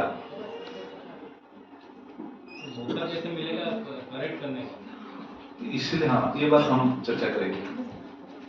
तो हमको पिछले जन्म के बारे में किसी को भी पता नहीं चलता, जीव तो मोह में है ना, बस इस जन्म को ही वो सर्वस्व मान लेता है, ये गलती है, ये दोष है। लेकिन पिछले जन्म के बारे में हमको पता नहीं चलेगा, अगर पता चल जाता तो बहुत दिक्कत है, बहुत कष्ट है। क्यों? अगर आपको पता चल जाए, जैसे मैं बस एग्जाम्पल देने के लिए बोल रहा हूँ, उदाहरण के तौर पर मैं बता रहा हूँ, अगर आपको पता चल जाएगा कि पिछले जन्म में आप एक बहुत बड़े आदमी थे, आप बहुत बड़े आदमी थे, अगर पता चल जाएगा, इस जन्म में क्या होगा? इस जन्म में आप देखेंगे, अरे मैं इतना बड़ा आदमी था, अभी किधर हूं, तो अपने आप को कोसते हुए अपना जीवन बिताएंगे, दुखी हो जाएंगे, है कि नहीं प्रभु जी, किशोर प्रभु? मौका तो मिलेगा ना फिक्स करने का। अच्छा नहीं होगा। अभी क्या था, अभी क्या हो गया था, हाँ। इसी तो- अच्छा ठीक है, मौका मिलेगा, हम सोचते हैं। अगर पता चल जाएगा हम पिछले जन्म में एक बहुत दुखी आदमी थे, बहुत दुखी आदमी थे, जंगल में थे, हमारे पास कुछ भी नहीं था, बहुत बिल्कुल जंगली जीव जैसे थे। अभी हमारा स्थिति को देखकर आप अगर हम देखेंगे तो क्या होगा? गर्वी हो जाएंगे, अहंकार आ जाएगा। तो देखिए, अगर हमारा इस स्थिति से पहला स्थिति यदि नीचे हमको दिखाई देगा तो अहंकार आ जाएगा, गर्व आ जाएगा। इस स्थिति से पहला स्थिति यदि उच्च स्थिति पर अगर दिखाई देगा तो क्या होगा? अपने आप को कोसेंगे, दुखी हो जाएंगे, इसलिए नहीं पता चलता है किसी को भी। जो संबंधी है, हमारे जितने संबंधी है, अगर पता चल जाएगा पिछले जन्म में वो क्या थे, इस जन्म में क्या है, ये भी दिक्कत होगा। इसलिए भगवान सब भुला देते हैं, सब भुला देते हैं। देखिए, अगर ऐसे बोल रहा हूं समझने के लिए, बस कोई दूसरा सिद्धांत नहीं, बस ऐसा समझने के लिए मैं ये बोल रहा हूं। अगर पता चलेगा हमारे जो पिता थे, जैसे बोल रहा हूं कि ऐसा गलत समझिएगा मत, अगर हमको पता चल जाएगा जो हमारे पिता थे वो अभी दूसरे जन्म में, इस जन्म में वो कुत्ता बनकर हमारे घर के पास घूम रहे हैं, तो क्या करेंगे? उनको सम्मान दे पाएंगे? अगर पता चलेगा, अगर ऐसा हो सकता है, पता नहीं वो किसको क्या शरीर मिलता है, क्या पता है। अगर हमको पता चलेगा हमारे ऊपर जो मच्छर बैठकर हमको काट रहा है वो हमारा पिता है, क्या करेंगे आप?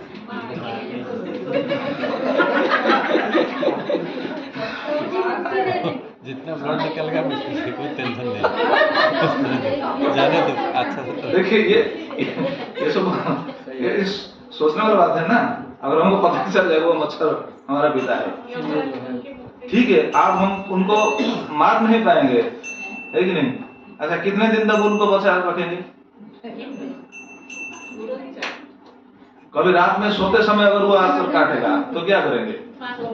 रात में अनजाने में तो एक थप्पड़ मारेंगे ना, तो अनजाने में पिता को मार दिया।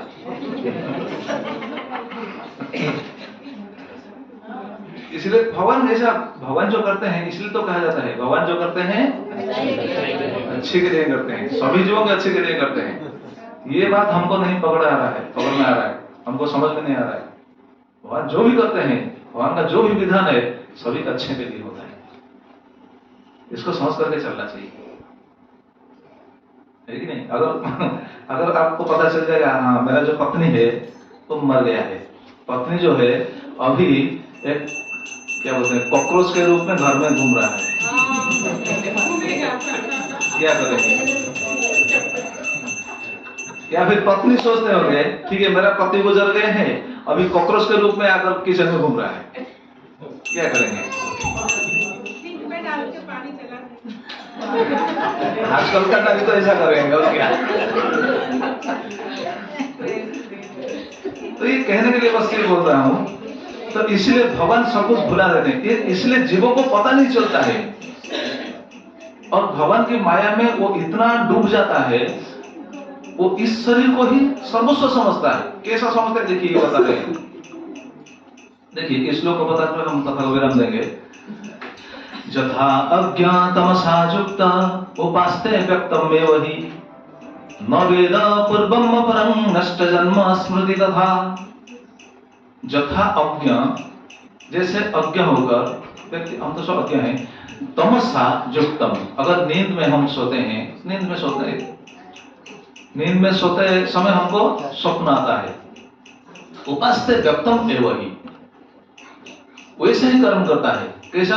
स्वप्न में जो शरीर उनको मिला है वैसा कर्म करता है कि नहीं? हम नींद में सो गए हैं, नींद में सोते हुए हम अगर स्वप्न देखेंगे हमें को कुल्ली है, तो क्या करेंगे? ऑफिस में जाकर चेयर में बैठेंगे।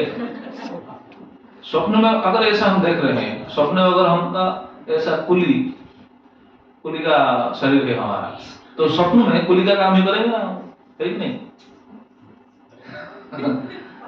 तो देखिए उपास्य व्यक्तम है वही, मतलब उस स्वप्न के अनुसार ही वो कर्म करेगा।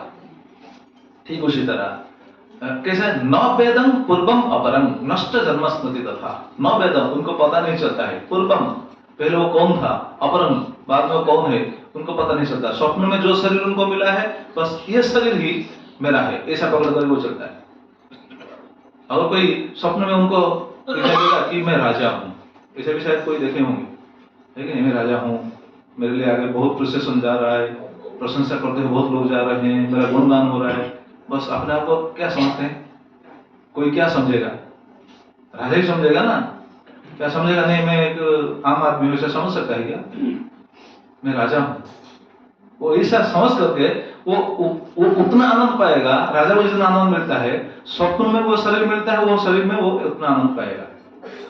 लेकिन जब सब टूट जाता है, टूट जाने के बाद उनको पता चलता है मैं तो अपने घर में अपने खट के ऊपर बस लेटा हूँ, मच्छर का काट रहे हैं, मैं राजा सोच रहा था। देखिए राजा किधर हो गया? राजा भी नहीं है, लेकिन अपने आप को राजा समझता था।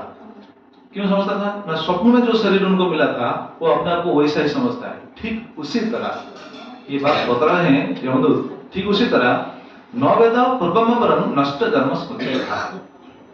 इसी तरह व्यक्ति को भी पता नहीं चलता मैं पिछले जन्म में क्या था, अगले जन्म में क्या होगा। बस ये जन्म में जो है, इस जन्म में जो है, बस इस शरीर को ही वो मानन करते हैं, ऐसे कर्म करते हैं। वास्तव में हम क्या है ये भी किसी को पता नहीं। वास्तव में हम कौन है? आत्मा। वास्तविक हमारा परिचय क्या है? हम कौन है? हम है भगवान के दास।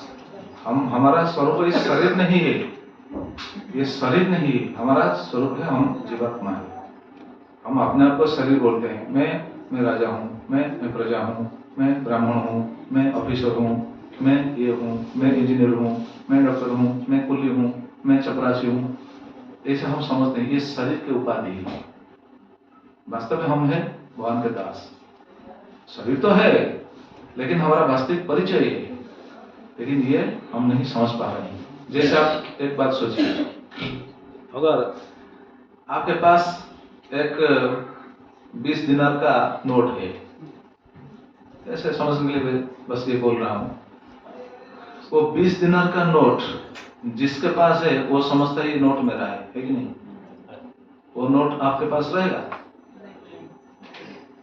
जब तक आपके पॉकेट में है, जेब में है, सोचेंगे ये मेरा है। लेकिन जब वो जेब से निकल करके दूसरे जेब को चला जाएगा, जिसके जेब को चला जाएगा वो सोचेगा वो मेरा है। वहां से निकल कर फिर दूसरे जेब को जाएगा, वो सोचेगा वो मेरा है कि नहीं? बस एक कागज का नोट बस इधर से उधर, उधर से उधर, उधर से उधर, बस ऐसा घूमता रहता है। आप जरा बताइए वास्तविक ये नोट किसका है? ये एक सही सिद्धांत है कि नहीं? सही दृष्टांत है कि नहीं? वास्तविक ये नोट किसका है? जरूरत का है। जरूरत का नहीं, ऐसा नहीं बोल सकते। ठीक है, जरूरत का तो वो नोट को हम यूटिलाइज करते हैं, लेकिन वो तो चला जाता है। वास्तविक नोट का मालिक कौन है? नोट का मालिक है सरकार, राजा है। राजा जब चाहेंगे सब नोट ले जाएंगे। वैसा हुआ था कि नहीं भारत में? भारत में हुआ था कि नहीं? सभी को पता है। सभी नोट किसका है? सरकार का। राजा जब चाहेगा सब ले जाएगा। रखो, दिन में रखते हैं, रखो, क्योंकि ये नोट किसका है? सरकार का है। रिजर्व बैंक ऑफ इंडिया बराबर में लिखा गया है ना नोट के ऊपर, रिजर्व बैंक ऑफ इंडिया है। और क्या किसका सिग्नेचर होता है? राज्यपाल का, गवर्नर का। गवर्नर का सिग्नेचर होता है ना। उसी तरह ये बस हम सोच रहे हैं हमारा है, जिसके जेब में आ जाता है वो सोचता है मेरा है, लेकिन वो घूमता रहता है मार्केट में सभी जगह। इसलिए आप देखे होंगे शायद इधर तो नहीं, उधर हम भारत में आप भी देखे होंगे, नोट के ऊपर कोई कोई अपना नाम लिख देते हैं, नाम 150 लिख देते हैं। शायद ये नोट उनका है। अब नहीं चलेगा लिखेगा, हाँ अब नहीं चलेगा। हाँ, ये काउंट करने के लिए होता है। वो ऐसा सोचते हैं कि कब वो वापस आएगा, वो आएगा कि नहीं पता नहीं, किधर किधर किधर किधर जाएगा पता नहीं, लेकिन वो ऐसा सोचते हैं, जो भी हो। तो ठीक उसी तरह ये जीवात्मा एक शरीर प्राप्त कर लिया है, वो सोच रहा है मैं ये हूँ, ये मेरा परिवार है, ये मेरा कर्म है, ये मेरा नौकरी है, ये मेरा मकान है। भाई एक दिन छोड़कर चलना पड़ेगा। किधर जाएंगे पता नहीं, दूसरे जगह में जाएंगे, फिर दूसरे जगह पर हमको जन्म लेना पड़ेगा, फिर दूसरा पत्नी, फिर दूसरा बच्चे, ये सब दूसरा हो जाएगा। तो ये बहुत बता रहे हैं, जथा अज्ञ तमसा युक्त उपस्थित व्यक्तम एव हि न वेद पूर्वम अपरम नष्ट जन्म स्मृति तथा। मरने के बाद उनको पता नहीं चलता, हम मर जाएंगे तो पता भी नहीं चलेगा हम कहाँ थे, किधर गए, कुछ नहीं पता चलेगा। तो उसी तरह ये बताते हैं। और जीव ऐसे संसार में भ्रमण करता है। जीव कैसे भ्रमण करता है 5 श्लोक में यमदूत बताएंगे। क्या बताएंगे कल सुनेंगे। जीव कैसे भ्रमण करते हैं इस जगत में। देखिए ये अभी तक हम जो सुन रहे हैं ये चर्चा कौन कर रहे हैं, यमदूत। मतलब नहीं, विष्णुदूत प्रश्न पूछ रहे हैं, लेकिन उत्तर देते हुए चर्चा जो चल रहा है अभी, ये चर्चा कौन कर रहे हैं, यमदूत चर्चा कर रहे हैं। लेकिन देखिए यमदूत को जो बात मालूम है हमें पता नहीं, यमदूत का इतना ज्ञान है। और आप सोचिए यमदूत का अगर इतना ज्ञान है, इसके बाद विष्णुदूत प्रवचन देंगे।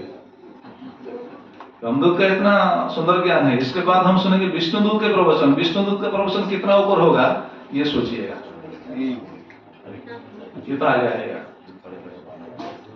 2 दिन के अंदर विष्णुदूत नहीं आ सकते। ये तो कथा अगर चलेगा तो बहुत दिन चलेगा। लाएंगे ना, लाएंगे, कथा में लाएंगे। इसलिए आपको जल्दी आना होगा, जल्द आने से कथा शुरू करेंगे, ठीक है, फिर भी सुनेंगे। क्योंकि हम यहाँ तो बस 1 घंटा 1.5 घंटा कथा होता है। उड़ीसा में जब मैं कथा कर रहा हूँ कभी 2.5 घंटा 3 घंटा ऐसा हो जाता है, फिर भी 7 दिन में नहीं खत्म होता है, जबरदस्त खत्म करना पड़ता है। यहाँ तो शास्त्रों का सिद्धांत को हम बस ऐसे कहते हैं, और आचार्य लोग जितना सब भजन लिखे हैं उसके ऊपर अगर हम भजन भी गाकर अगर चर्चा करेंगे तो और समय लगेगा, लेकिन बहुत सिद्धांत भी। ठीक है, हम सुनेंगे धीरे धीरे, हम तो सुन रहे हैं, सुनेंगे। हमको ये बस सुनना बाकी है हमारे लिए कि भगवान का नाम लेना क्यों जरूरी है, क्यों नाम लेंगे, इसके बारे में कौन बताएगा, विष्णुदूत बताएंगे। ये सब बताएंगे, ये तो बहुत आस्वादन है, हम सुनेंगे। ठीक है, तो मेरा नाम संकीर्तन करेंगे, बाद में सब प्रसाद लीजिएगा।